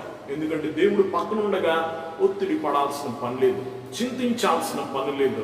దేవుని బిడ్డలు గమనించండి, ప్రభు అంటున్నాడు, మీ చింత యావత్తు నా మీద వేడి అంటున్నాడు. ప్రయాసపడి భారం మోయించిన సమస్తమైన వాళ్ళారా నా ఇంటికి వచ్చి విశ్రాంతి పొందుడి అన్నాడు. ఆయన దగ్గరికి వస్తే నీకు విశ్రాంతి, ఆయన నీ పక్కన నడిస్తే విశ్రాంతి.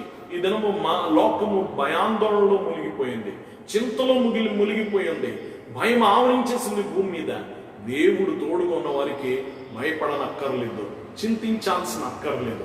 దేవుని బిడ్డలు గమనించండి, ఆయన నీకు తోడుగా ఉంటే నీకు విశ్రాంతే. నువ్వు నిశ్చింతగా ఉంటావు, నువ్వు కలవరపడవు. దేవుని నమ్మిన వాడు దేనికి కలవరపడవలసిన అవసరం లేదు.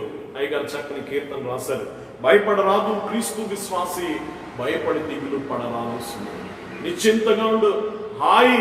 అయ్యగారు రాశారు చక్కని కీర్తన, యేసు నీ తలపై ఎంతో హాయి. నేనెంత శ్రమలో ఉన్నా నిన్ను తలంచుకుంటే చాలు హాయి. నీ సన్నిధి తోడుగా ఉంది నాకు హాయి. నా భారం నువ్వు భరిస్తావు హాయి, నా రోగం నువ్వు తీసేస్తావు హాయి. గమనించండి, నా చింత నువ్వు మోస్తావు, నా రుణము నువ్వు తీరుస్తావు హాయి. గమనించండి, దేవుడు తోడుగా ఉంటే, ఆయన సన్నిధి నీకు తోడుగా వస్తే నీకేం వస్తుందంటే విశ్రాంతి కలగజేస్తాడు. నీవు ఆందోళన పడవలసిన అవసరం లేదు. ప్రభు అన్నాడు, మీరు చింతించడం వలన ఎవడు మోరడు ఎక్కువ చేసుకోలేడు. గమనించండి, నువ్వు చింతించుకో, నువ్వేమీ చేయలేవు, నాకు వేరుగుండి నువ్వేమీ చేయలేవు. ఆయన సన్నిధి తోడుగా ఉంటే ఏదైనా చేయగలవు. కాబట్టి విశ్రాంతి మోషేకి చెప్తున్నాడు, ఇదిగో నా సన్నిధి నీకు తోడుగా వస్తుంది, నీకు విశ్రాంతి దొరుకుతుంది అని చెప్తున్నాడు.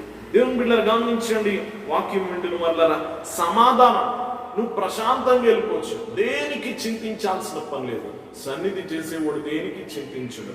దేవుని మీద ఆధారపడి దేవుని సన్నిధి తోడుగా వచ్చే ఏ ఒక్కరు కూడా చింత అనేది వారి జీవితంలో ఉండదు. గమనించండి, దేనికి భయపడ్డాయిగా రాశాడు, పరమాదేవుండే నా పక్షమై ఉండగా నరుడేమి చేయగలడు, పాప పరుడు ఏమి చేయగలడు. ఎంత నిశ్చింతగా ఎంత ధైర్యంగా ముందుకు వెళ్ళిపోతాడు దేవుని సన్నిధి తోడుగా ఉన్నవాడు. మూడోదిగా గమనించండి, నిర్గమకాండం 33వ అధ్యాయము 16వ వచనంలో ఇంకో మాట మనం చూస్తాం. గమనించండి, దేవుని సన్నిధి తోడుగా ఉంటే వచ్చే లాభము, మొదటిగా నీకు ఆయన స్నేహితుడిగా లభిస్తాడు. గమనించండి, నీకు చక్కని సహచారిగా నడుస్తాడు. రెండోదిగా ఆయన నీకు విశ్రాంతి కలగజేస్తాడు. నువ్వు మోయాల్సిన భారం ఆయన మోస్తాడు, నీకు విశ్రాంతినిస్తాడు. మూడోదిగా గమనించండి, 33వ అధ్యాయం 16వ వచనంలో, నా ఎడలను నీ ప్రజల ఎడలను నీ కటాక్షం కలిగినందునే దేని వలన తెలియబడును, నువ్వు మాతో వచ్చడం వలనే కదా. అట్లు మేము అనగా నేనును నీ ప్రజలను భూమి మీద ఉన్న సమస్త ప్రజల్లో నుండి ప్రత్యేకింపబడుతుందని ఆయనతో చెప్పాను. మూడోదిగా దేవుడు తోడుగా ఉంటే మనము ప్రత్యేకింపబడిన జనాంగం అవుతాం. గమనించండి, ఇన్ని అన్య జనాంగాల మధ్య నుండి ఇశ్రాయేలీయులను దేవుడు నడిపిస్తూ ఉండగా వారి ప్రత్యేకత ఏంటి? వాళ్ళకు బానిస జనాంగం. ఐగుప్తీయుల క్రింద చాలా సంవత్సరాలు బానిసత్వం అనుభవించి బానిసలుగా బయటకు వచ్చారు. మరి వీళ్ళు చూసి ఎందుకు మోయాబీలే గాని అమాలీకీలే గాని ఆ చుట్టుపక్కల ఉన్న దేశాలు బలమైన రాజ్యాలు కూడా ఎందుకు జడుస్తున్నాయంటే వారికి ఒక ప్రత్యేకత ఉంది. వారి రాజ్యం ఒక ప్రత్యేకత, వారి ప్రయాణం ఒక ప్రత్యేకత. ఎందుకు వారి ప్రత్యేకత ఏంటంటే ఇన్ని లక్షల మంది, అంతమంది అన్య రాజ్యాలు చూస్తుండగా, ఆ కొండల మీద నుండి మోయాబీలు చూస్తుండగా వారి మధ్య ఒక పెద్ద నిలువు మేఘ స్తంభము నిలబడింది. ఏంటి ఆ స్తంభము? వారి దేవుడు వారి మధ్యన ఉన్నాడు. గమనించండి, వారందరూ చూస్తుండగా వారి ఎండ వారి మీద పడట్లేదు, నీడలో నడుస్తున్నారు. వారికి ఆ నీడ వారితో ప్రయాణం చేస్తుంది, మేఘ స్తంభం వెళుతుంది. గమనించండి, చాలా విచిత్రం. వీళ్ళందరూ ఎండలో మాడిపోతున్నారు, వారికి మాత్రం నీడలోనే ఉన్నారు, సూర్యుడిని చూడలేదు వారు. గమనించండి, మేఘ స్తంభం క్రింద ఉన్నారు. ఇదిగో ఎంత విచిత్రం! వీరందరూ ఈ రాజ్యాలన్నీ కూడా ఆహారం కొరకు అలమటిస్తూ వారి పనిపాటుల్లో పరిగెత్తుతూ ఉంటే, వీరు మాత్రం వారి గుడారాల్లో కూర్చొని ఉదయమే లేచి వారి గిన్నెలు పట్టుకుని బయటకు వెళ్ళి మన్నా ఏరుకొని వచ్చేస్తున్నారు. ఇదిగో వీరున్న చోట ఒక్క ధాన్యపు గింజ ఆకాశంలో నుంచి పడట్లేదు, కానీ వారికి మాత్రం పాళెము నిండా పూరేళ్ళు వచ్చి పడిపోతున్నాయి. వారికి పాళెము నిండా ఆహారం మన్నా కురుస్తుంది. ఇది విచిత్రం. వారు చాలా ప్రత్యేకమైన జనాంగం. ఎందుకు అంటే వారితో దేవుడు ఉన్నాడు. జడిసరు మోయాబు రాజు బాలాకు జడిసిపోయి బిలామును తీసుకుని వచ్చి శపించు, ఆ రాజ్యాన్ని శపించు, చూడలేకపోయాడు. వారి సమృద్ధి, వారి ప్రయాణము, వారి యొక్క భాగ్యము, వారి కలిగిన ధన్యతలు చూడలేక గమనించండి, శపించమని చెప్తున్నాడు. దేవుని వాక్యం వింటున్న వాళ్ళారా, దేవుడు వారి మధ్యన ఉన్నాడు. బిలాం అన్నాడు, ఇదిగో నేను ఎవరి పేరట నేను దీవించానన్నా, ఎవరి పేరట నేను శపించానన్నా, ఏ దేవుడు పేరు నేను తలవాలో ఆ దేవుడు వారి మధ్యన ఉంటే నేను ఎవరిని శపించను అని అన్ని చోట్ల నుంచి దీవించాడే కానీ శపించలేకపోయాడు బిలాము. ఎందుకంటే వారి మధ్య దేవుడు ఉన్నాడు. దేవుడు వారి మధ్య ఉండుటే ఒక ప్రత్యేకత. గమనించండి. అందుకని చాలా గొప్పగా, చాలా గర్వంగా కీర్తనకారుడు చెప్తాడు, యెహోవా తమకు దేవుడుగా గల జనులు ధన్యులు. ఏంటి వారి ప్రత్యేకత ఏంటి? గమనించండి. మా కోటలు ఉన్నాయి గొప్ప అని చెప్పట్లే, పెద్ద సైన్యం ఉంది గొప్ప అని చెప్పట్లే. ఇశ్రాయేలీయులు ఎక్కడ, దేన్ని బట్టి వారి అతిశయము ఏంటి, వారి ఘనత ఏంటి, వారి ప్రత్యేకత అంటే యెహోవా తమకు దేవుడుగా గల జనులు. గమనించండి, వారు ప్రత్యేకింపబడిన వారు, దేవుని యొక్క స్వకీయ జనాంగం అని చెప్పుకున్నారు. దేవుని యాజక రూపముకు సమూహం అని పిలువబడ్డారు. దేవుడే స్వయముగా వారి మధ్య పరిపాలించాడు. దేవుడే రాజుగా ఉండి వారు నడిపించాడు. వారు ప్రత్యేకింపబడిన జనాంగముగా మనం చూస్తూ ఉన్నాం. దేవుని బిడ్డలారా గమనించండి, వాక్యం ఉంటున్న వల్ల మనం కూడా ప్రత్యేకింపబడ్డాం. దేవుడు మనం ప్రత్యేకించాడు. గమనించండి, దేవుణ్ణి కలిగిన జనాంగం. ఆస్తులు లేకపోవచ్చు, ఘనతలు లేకపోవచ్చు, కానీ మనకున్న గొప్ప భాగ్యం ఏంటంటే దేవుడు నా దేవుడు, దేవుని బిడ్డలం మేము. అది మన ఘనత, అది మన ప్రత్యేకత. ఈ లోకం నుండి మనం వేరు చేసేది ఈ లోకంలో ఇప్పుడు బ్రతుకుండగానే కాదు, రేపు పరలోకానికి దేవుడు తీర్పు తీర్చడానికి వచ్చి మనల్ని వేరు చేస్తున్నప్పుడు కూడా దేని బట్టి వేరు చేస్తాడంటే మనము దేవుని కలిగిన జనాంగముగా పిలువబడుతున్నాం. ప్రత్యేకింపబడిన వారముగా మనం పిలువబడతాం. దేవుడు ప్రత్యేకిస్తున్నాడు. ఇక్కడ అంటున్నాడు, ఇదిగో భూమి మీద ఉన్న సమస్త ప్రజల్లో నుండి ప్రత్యేకింపబడుదు మన ఆయనతో చెప్పను. దేవుని సన్నిధి తోడుగా ఉంటే, దేవుని సన్నిధి నీకు తోడుగా ఉంటే కలిగే మరొక గొప్ప లాభం ఏమిటంటే నువ్వు ఒక వేరు జనాంగముగా, ఈ లోకము నుండి వేరు చేయబడిన జనాంగముగా, ఒక భిన్నమైన జనాంగముగా, ఈ లోకముతో సమము కాని ఒక జనాంగముగా, ప్రత్యేకింపబడిన జనాంగముగా నువ్వు పిలువబడతావు. ఇది మూడో గొప్ప లాభము. ఒకటి, దేవుడు నీకు స్నేహితుడు అవుతాడు. రెండు, దేవుడు నీకు విశ్రాంతి కలగజేస్తాడు. మూడు, దేవుడు నిన్ను ప్రత్యేకిస్తాడు, ఆయన నీకు దేవుడిగా ఉండటం బట్టి.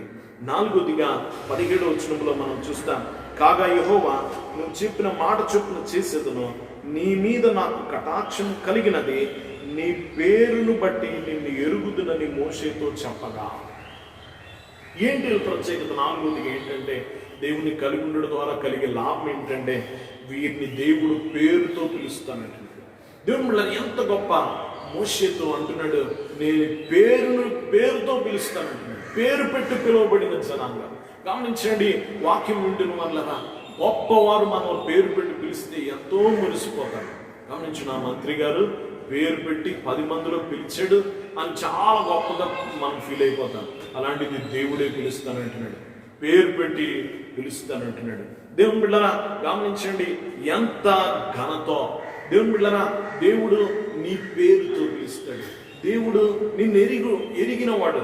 దేవుని బిడ్డలారా గమనించండి, వాక్యం వింటున్న వాళ్ళారా గమనించండి, మనం బైబిల్ గ్రంథంలో సువార్తల్లో కథ చదువుకుంటాం. గమనించి యేసు ప్రభు ఎరుకోకు వెళితే అక్కడ అందరూ వేల మంది ప్రజలందరూ యేసు కొరకు ఎదురు చూస్తూ ఆయన వెంట నడుస్తుంటే ఒక అనామకుడు, ఆ లోకము చేత విసర్జింపబడిన ఒక, గమనించండి, సుంకరి, ఆ యొక్క జక్కయ్య ప్రభుని చూడాలనుకున్నాడట. చూడాలనుకుని అతడు ప్రభుని చూడలేక చెట్టెక్కితే ప్రభు పేరు పెట్టి పిలిచాడు. ఒక్కసారి గుండె అదిరిపోయింది. గమనించండి, అతన్ని పేరు పెట్టి పిలిచాడు. నా పేరు యేసయ్యకు తెలుసు అని ఎంతో మురిసిపోయాడు. దిగిపోయాడు, కొండ చెట్టు దిగాడు. గమనించండి, యేసు అన్నాడు నీవు ఇంటికి వస్తానన్నాడు. ఇంటికి తీసుకెళ్ళాడు. యేసు పేరు పెట్టి పిలిచినప్పుడే అతను హృదయంలో కదలిక వచ్చేసింది. యేసు ఇంటికి వచ్చిన తర్వాత పూర్తిగా మారిపోయాడు. యేసుని గమనించండి, యేసుని బట్టి మారిపోయాడు అతని జీవితం. పేరు పెట్టి పిలిచిన జక్కయ్య అతని జీవితం మారిపోయింది. దేవుని బిడ్డలు గమనించండి, వాక్యం వింటున్న వాళ్ళారా, దేవుడు నిన్ను పేరుతో పిలుస్తాడు. ప్రకటన గ్రంథంలో అంటాడు, ఒక ప్రత్యేకమైన పేరు నీకు ఇస్తాను. గమనించండి, ఆ రహస్యంగా నీ పేరు ఉంటుంది, అది నీకు నాకు తప్ప ఎవరికి తెలియదు. ఒక ప్రత్యేకమైన పేరు ఇస్తానంటున్నాడు. దేవుని బిడ్డల పేరు పెట్టి పిలువబడిన జనాంగం మనము. నిన్ను ఎరిగిన దేవుడు ఆయన, పేరును బట్టి ఎరుగుతాడు. దేవుని బిడ్డరా, నిన్ను ఎరిగిన దేవుడు, నిన్ను ఆయన కంటే బాగా ఎరిగిన వాడు ఈ లోకంలో ఎవ్వరు లేరు. దేవుని సన్నిధి కలిగిన వారు, దేవుని సన్నిధిలో కూర్చున్న వారు, దేవుని సహవాసంలో ఉన్న వారికి దేవుని యొక్క దేవుడు నిన్ను పేరుతో పిలుస్తాడు. రేపు పరలోకానికి ఎత్తబడేటప్పుడు కూడా, నిన్ను దూతలు ఏరుకోవడానికి వచ్చినప్పుడు కూడా నిన్ను పేరు పెట్టి పిలుస్తాడు. దేవుని బిడ్డలు గమనించండి, పేరుతో పిలుస్తానంటున్నాడు. 4 గొప్ప ధన్యతలో దేవుని గమనించండి, దేవుని సన్నిధి తోడుకు వస్తే నీకు కలిగే 4 గొప్ప లాభాలు ఏంటంటే, ఒకటి ఆయన నీ స్నేహితుడు అవుతాడు. గమనించండి, దేవుడే నీ స్నేహితుడు అవుతాడు. రెండోదిగా నీకు విశ్రాంతి కలగజేస్తాడు. మూడోదిగా నిన్ను ప్రజల్లో నుండి ప్రత్యేకపరుస్తాడు, వేరుపారు చేస్తాడు. 4వదిగా పేరు పెట్టి పిలుస్తాడు. ఇది 4 లాభాలు. గమనించండి, ఇంకా దేవుడు తోడుగా ఉంటే ఏం జరిగింది, ఏ గొప్ప సంగతులు జరిగాయో మోషే జీవితంలో చూస్తే, గమనించిన 18వ వచనంలో ఒక మాట మనం చూస్తాం. అతడు దయచేసి నీ మహిమ నాకు చూపుమనగా, సహవాసంలో సన్నిధిలో ఉన్నవారు ఏం కోరుకుంటారు? గమనించి మోషే ఏమడిగాడు? ధన ధాన్యాలు అడగలే, పేరు ఘనతలు అడగలే. గమనించండి, ఏమడిగాడంటే నీ మహిమ నాకు చూపించు. దేవుని బిడ్డలు గమనించండి, ఎవరికి దేవుడు తోడుగా వస్తాడో గమనించండి, వారు అడిగేవి వేరుగా ఉంటాయి. మహిమ, నీ మహిమ నాకు చూపించు. ఇతడు చూస్తున్నాడు మహిమ, దేవుని మహిమ చూచాడు. ఇశ్రాయేలు చూచారు. గమనించండి, ఇశ్రాయేలు జనాంగం అంతా చూశారు. వారందరూ నేరుగా దేవుని చూచారు అని స్పష్టంగా రాయబడింది ఈ యొక్క నిర్గమకాండములో. ఇంకా దగ్గరగా వెళ్ళి 70 మంది చూశారు. ఆ 70 మంది కంటే ఇంకొంచెం దగ్గరగా అహరోను, గమనించిన యెహోషువ ఇంకొంచెం దగ్గరగా వెళ్ళి చూశారు. గమనించి వారందరికంటే బాగా దగ్గరగా వెళ్ళిన వాడు ఎవరంటే మోషే. ఇంకా దగ్గరగా ఆ మేఘములోకి అగ్ని దాకా వెళ్ళిపోయాడు. ఇంకా అక్కడికి వెళ్ళి కూడా అడుగుతున్నాడు, ప్రభువా నీ మహిమ ఇంకా చూపించు. దేవుడు అతని మనసంతా దేని మీద నిలిచిపోయిందంటే ఆయన మహిమను చూడాలి. ఎవరి మహిమనంటే దేవుని మహిమను చూడాలి. దేవుని బిడ్డరా, గమనించిన అయ్యగారు చక్కని కీర్తన రాశారు. వినరయ్యా వినరయ్యా యేసు ప్రభావము, ఘనరయ్యా క్రీస్తుని ఘన కార్యము.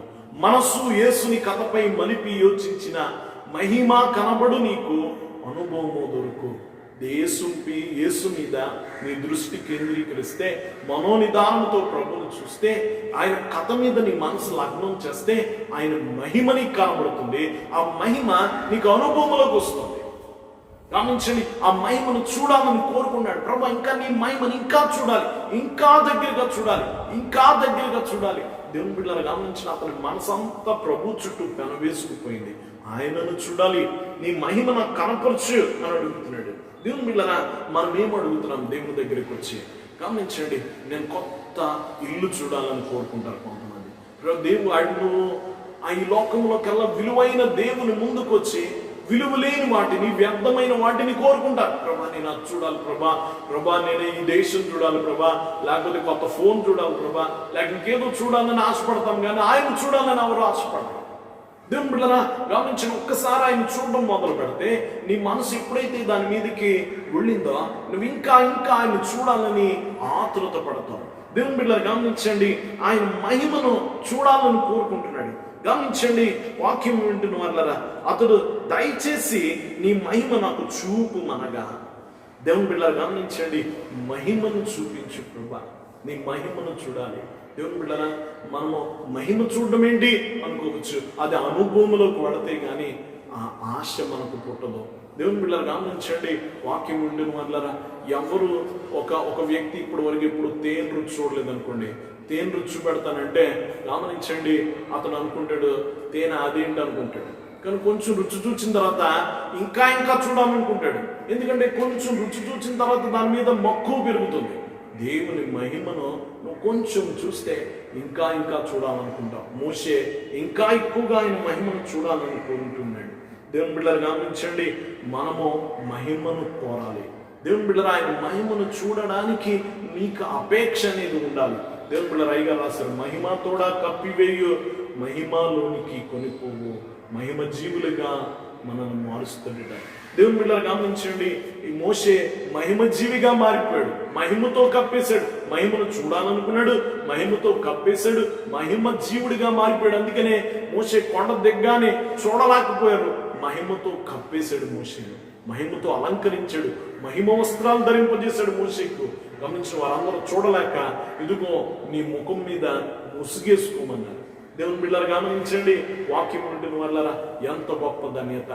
మోషే దేవుని సహవాసం, దేవుని సన్నిధి తోడుగా వస్తే ఆయన మహిమ ఎడల ఆశ పుడుతుంది, ఆ మహిమ నీకు కనబడుతుంది కూడా. రెండోదిగా, దేవుడు తోడుగా వస్తే నీ జీవితంలో జరిగే ఇంకో గొప్ప సంఘటన ఏమిటంటే, గమనించి 19వ వచనంలో మనం చూస్తాం, ఆయన నా మంచితనం అంతయు నీ ఎదుట కనపరచింది. గమనించండి, నా మంచితనం అంతా నీకు చూపెడతానంటాడు. దేవుని సన్నిధి తోడుగా ఉన్న వారికి దేవుని మంచితనం చూపెడతాడు. మంచితనం అంటే దేవునిలో చెడుతనం కూడా ఉందా అనుకోవచ్చు. దేవునిలో చెడు లేదు కానీ ఉగ్రత ఉంది. గమనించండి, దేవునిలో చెడు లేదు కానీ ఉగ్రత అనేది ఉంది. కాబట్టి మనం చూడాల్సింది ఆయన మంచితనాన్ని రుచి చూడాలి. ఈ లోకంలో కూడా చాలా మంది కోపం వస్తే అంటారు, నా మంచితనాన్ని చూడు కానీ నా కోపాన్ని పరీక్షించుకో, నా సహనాన్ని పరీక్షించుకుంటూ ఉంటారు. దేవుని బిడ్డలు గమనించండి, ఇక్కడ కూడా దేవుడు ఇక్కడ మోషేతో అంటాడు, నా మంచితనం అంతా చూపెడతాను. దేవునిలో మంచితనం ఉంది. గమనించండి, గలతీ పత్రికలో చెప్తాడు, ఆత్మ ఫలాల్లో ఒక ఫలం ఏమిటంటే మంచితనం అంతా నీకు చూపెడతానంటున్నాడు. దేవుని మంచితనాన్ని మనం రుచి చూడాలి తప్ప దేవుని యొక్క ఉగ్రతని అన్నడు రుచి చూడకూడదు. దేవుని బిడ్డలు గమనించండి, మనము మధురంగా ఉంటే ఎంతైనా తాగుతాం. గమనించండి, చేదుగా ఉందనుకోండి కొంచెమైనా తాగలేము. దేవుని ఉగ్రత మనం సహించలేము. పైగా రాశారు, పాపావృత్తిని మానుకుని మీ మనస అనే కీర్తనలో, శాపాలు నరకము సహింపలేవు. మరొక మనం క్రిస్మస్ కాలంలో కూడా చెప్తాం, కుమారు ముద్దు పెట్టుకుని లేని ఎడల ఆయన కోపించినప్పుడు మీరు త్రోవ తప్పి నశించిపోతారు. ఆయన కోప్పడితే నువ్వు నశించిపోతావు. ఆయన కోపాన్ని నువ్వు రుచి చూడకూడదు, ఆయన మంచితనాన్ని రుచి చూడాలి. ఆ మంచితనం ఎవరికి దక్కుతుంది? ఆ మంచితనానికి ఎవరు వారసులు అవుతారు? ఆ మంచితనం ఎవరికి అందుతుంది అంటే ఆయన సన్నిధి తోడుకున్న వారికి ఆ మంచితనం అందుతుంది. గమనించండి, మంచితనం అంతా నీకు కనపరుస్తానంటున్నాడు. తర్వాత మనం చూస్తే నిర్గమకాండం చివరిగా 33వ అధ్యాయము 19వ వచనములో ఇంకో మాట చెప్తున్నాడు, నా మంచితనం అంతయు నీ ఎదుట కనపరచెదను, యెహోవా అను నామం నీ ఎదుట ప్రకటించెదను, నేను కరుణించు అని కరుణించెదను, ఎవని యందు కనికరపడెదనో వాని యందు కనికరపడెదను. ఎవరి కనికరము, ఎవరి మీద నిలుస్తుంది కనికరము? కనికరం ఎవరి మీద నిలుస్తుందంటే, ఎవరు దేవుని సన్నిధిని అనుభవిస్తారో, ఆ సన్నిధిలో ఉంటారో, ఆ సన్నిధిని వేడకుండా, ఆ సన్నిధిని విడవకుండా, ఆ సన్నిధిని ఎప్పుడు ఎవరైతే పట్టుకుని ఉంటారో వారి ఎడల దేవుని కటాక్షము, కనికరము నిలబడతారు. దేవుని బిడ్డలు గమనించండి, వాక్యం ఉంటున్న వాళ్ళరా జాగ్రత్తగా గమనించండి. ప్రభువు ఉపమానం చెప్పాడు. ఒక విధవరాలు వచ్చి ఒక మూర్ఖుడైన ఒక న్యాయాధిపతి దగ్గరికి వచ్చి ఎంతో గోచులాడు, విడిచిపెట్టలేదట. ఎవరి మాట వినడు వాడు, ఆమె కరిగిపోయాడు. ఆయన మనసు ఆమె కరిగిపోయింది. గమనించండి, దేవుని విడిచిపెట్టకూడదు. ఆయన సన్నిధిలో ఉన్న వారికి, ఆయన సన్నిధిని విడమని వారికి గమనించిన ఆయన కనికరం నిలబడుతుంది. దేవుని బిడ్డరా గమనించండి, చాలా మందికి ఎవరైనా అధికారులు కానీ గమనించండి, గొప్ప గొప్ప వారు కానీ వారి కనికరం ఎవరి మీద చూపెడతారు అంటే, వారిని విడవకుండా ఎప్పుడు వారి సన్నిధిలో, వారి ముంగిట్లో వారినే నమ్ముకొని నడిచే వారి మీద కనికరం ఎలాగైతే చూపెడతారో, దేవుని అందే నమ్మికుంచి దేవుని సన్నిధి విడవకుండా దేవుని పాదాల వైపే చూస్తూ దేవుని పాదాలు పట్టుకుని ఎప్పుడు ఉండేవారికి ఆ సన్నిధిని అనుభవించే వారి మీద దేవుని యొక్క కనికరం నిలబడుతుంది. అలాంటి వారి మీదే కటాక్షం నిలబడుతుంది. కాబట్టి గమనించండి, మూడోదిగా ఆయన సన్నిధి తోడుగున్న వారికి కలిగే గొప్ప సంఘటన, కలిగే గొప్ప స్థితి ఏంటంటే వారికి దేవుని యొక్క కనికరం అనేది వారి ఎడల చూపెడతాడు. గమనించండి, వాక్యం వింటున్న వాళ్ళ సన్నిధి అనుభవించిన వారికి కనికరం. గమనించండి, సౌలు తప్పు చేసి దూరం అయిపోయాడు. గమనించండి, కానీ దేవుని సన్నిధి ఎరగడు గనుక, దేవుని సన్నిధికి దూరం అయిపోయాడు గనుక తిరిగి తన స్థితిని పునరుద్ధరించుకోలేకపోయాడు. కానీ దావీదు అలా కాదు, పడిపోయిన దేవుని సహవాసం కలిగిన వాడు గనక, ఆ సన్నిధిని విడిచిపెట్టని వాడు గనక తిరిగి తను తప్పు చేసినా మళ్ళీ నిలవబడ్డాడు. తప్పు చేసినా సరిదిద్దుకోగలిగాడు. తన స్థానం పోగొట్టుకోలేదు. ఎందుకంటే సన్నిధి అతను అంటాడు, నీ సన్నిధిని నా నుండి దూరము చేయొద్దు, నాలో నుండి నీ ఆత్మను తీసివేయవద్దు అని అడిగాడు. దేవుని బిడ్డల సన్నిధిలో ఉన్న వారి మీద ఎప్పుడు కనికరం ఉంటుంది, సన్నిధిలో ఉన్న వారి మీద ఎప్పుడు కటాక్షం నిలబడుతుంది. దేవుని బిడ్డల ఈ దినము కొన్ని విషయాలు మనం చెప్తున్నాం. దేవుడు తోడుగా ఉంటే, దేవుని సన్నిధి తోడుగా వస్తే నీకు కలిగే లాభాలేంటి? మొదటిగా నిన్ను స్నేహితుడని పిలుస్తాడు, నీతో స్నేహం చేస్తాడు దేవుడు. రెండోదిగా ఆయన తోడుగా వస్తే నీకు వచ్చి ఇంకో లాభం ఏమిటంటే నీకు విశ్రాంతి కలగజేస్తాడు. నువ్వు మోయాల్సిన పని లేదు, నువ్వు భరించాల్సిన పని లేదు. నీ భారం అంతా ఆయన మీదకు ఎత్తుకుంటాడు, నీకు విశ్రాంతి కలగజేస్తాడు. మూడోదిగా దేవుని సన్నిధి నీకు తోడుగా ఉంటే నువ్వు ప్రత్యేకింపబడతావు, ఈ లోకము నుండి వేరు చేయబడతావు, నీకు ప్రత్యేకమైన గుర్తింపు వస్తుంది. గమనించండి, ప్రత్యేకింపబడిన దేవుని కలిగిన జనాంగంగా నువ్వు పిలువబడతావు. గమనించండి, నాలుగోదిగా నిన్ను పేరు పెట్టి పిలుస్తాడు, నిన్ను పేరు పెట్టి పిలుస్తాడు. 4 లాభాలు. దేవుని సన్నిధి తోడుగా ఉంటే జరిగే సంఘటనలు ఏమిటంటే, దేవుని సన్నిధి తోడుగా ఉన్నవారు ఇంకా ఆయన యొక్క గమనించండి మహిమను కోరుకుంటారు. మహిమ నీకు కనపరుస్తాను అంటున్నాడు, ఆ మహిమని ఇంకో చూస్తాను. రెండోదిగా ఆయన మంచితనాన్ని కనపరుస్తాడట, ఆయన మంచితనాన్ని రుచి చూస్తాను. మూడోదిగా ఆయన కనికరాన్ని చూస్తాను, ఆయన కనికరాన్ని మనం రుచి చూస్తాం. కాబట్టి ఆయన సన్నిధి కోరుకోవాలి. ఏర్పాటు మిషన్లో ఉన్న సన్నిధి మనము కోరుకోవాలి. గమనించండి, వాక్యం వినడం వల్ల మనము ఎప్పుడో కీర్తన పాడుకుంటూ ఉంటాం, నీ సన్నిధి నిలుపు నాలో, నీ సన్నిధి నిలుపు. గమనించండి, వాక్యం వింటున్న వాళ్ళందరూ ఇంకో మాట ఉంటుంది, నీ సన్నిధి నా దాగు చోటని ఆతురత పడుచుండు. నీ సన్నిధి కోరుకోవాలి. గమనించండి, వాక్యం వింటున్న వాళ్ళ మనం సన్నిధి కోరుకునే వారముగా ఉండాలి. గమనించండి, ఆయన సన్నిధి తోడుగా వచ్చునని వాగ్దానం చేశాడు. ఇదనం నీతో దేవుని సన్నిధి ఉందా? సన్నిధితో నువ్వు ఉన్నావా? సన్నిధి నీలో ఉందా? నీవు సన్నిధిలో ఉన్నావా?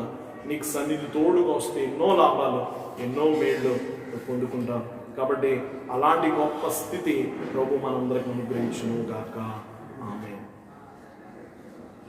నీ సన్నిధి నిలుపు నాలో, నీ సన్నిధి నిలుపు, నీ ఆజ్ఞలన్నీయు అనుసరించు ఆత్మను నాకిమ్మయ్యా. నీ ఆజ్ఞలన్నీయు అనుసరించు ఆత్మను నాకిమ్మయ్యా. నీ సన్నిధి నిలుపు నాలో, నీ సన్నిధి నిలుపు. ప్రార్థించుకున్నా. దయనిధి ప్రేమ స్వరూపుడా, సర్వోన్నతుడానికి వందనాలు. దేవా, మోషేకు చక్కటి వాగ్దానం చేశావు, నా సన్నిధి నీకు తోడుగా ఉంచున్నాను. దేవా, ఈరోజు నీ సన్నిధి మాకు తోడుంచావు. దేవా, నీ సన్నిధిలో మేమున్నాం, నీ సన్నిధి మాలో ఉన్నది. ఆ సన్నిధి ద్వారా మమ్మల్ని దేవా ఆశీర్వదించావు. నీకు వందనాలు. దేవా, నీ సన్నిధిలో ఉండడం ద్వారా ఎన్ని లాభాలు, ఎన్ని ఘనతలో దేవా, ఎన్ని భాగ్యాలు మాకు చూపించావు. నీకు వందనాలు.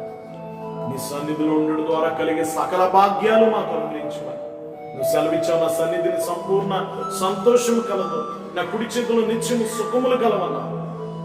దేవా, సంపూర్ణ సంతోషము, నిత్య సుఖాలు మాకు అనుగ్రహించమని నీ సన్నిధి బిడ్డలందరికీ తోడుకొంచుమని యేసు నామమున వేడుకొనుచున్నాము తండ్రి.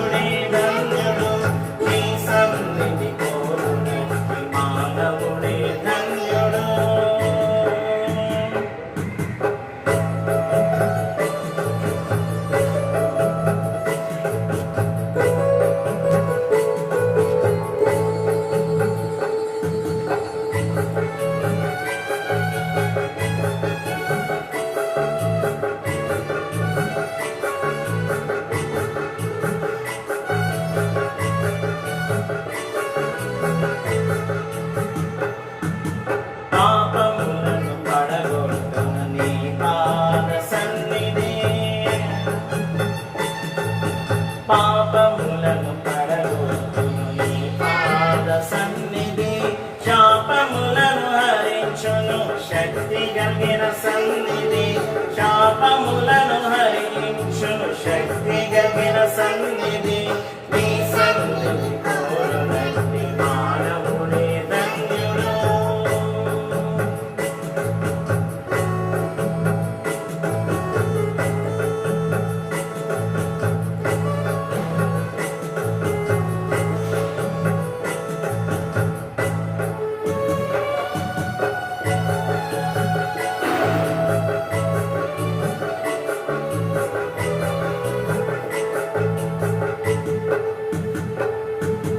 అల్ఫయు ఒమేగయునైన ఆ యేసుని సన్నిధి,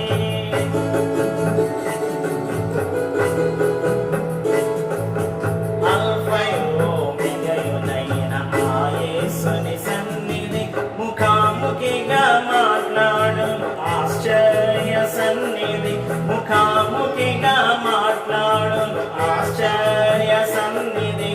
నీ సన్నిధి కోరునట్టి మానవుడే ధన్యుడు, నీ సన్నిధి కోరునట్టి మానవుడే ధన్యుడు, నీ సన్నిధి కలిగియున్న ఆనరుడే ధన్యుడు, నీ సన్నిధి కలిగియున్న ఆనరుడే ధన్యుడు, నీ సన్నిధి కోరునట్టి మానవుడే ధన్యుడు, నీ సన్నిధి కోరునట్టి మానవుడే ధన్యుడు.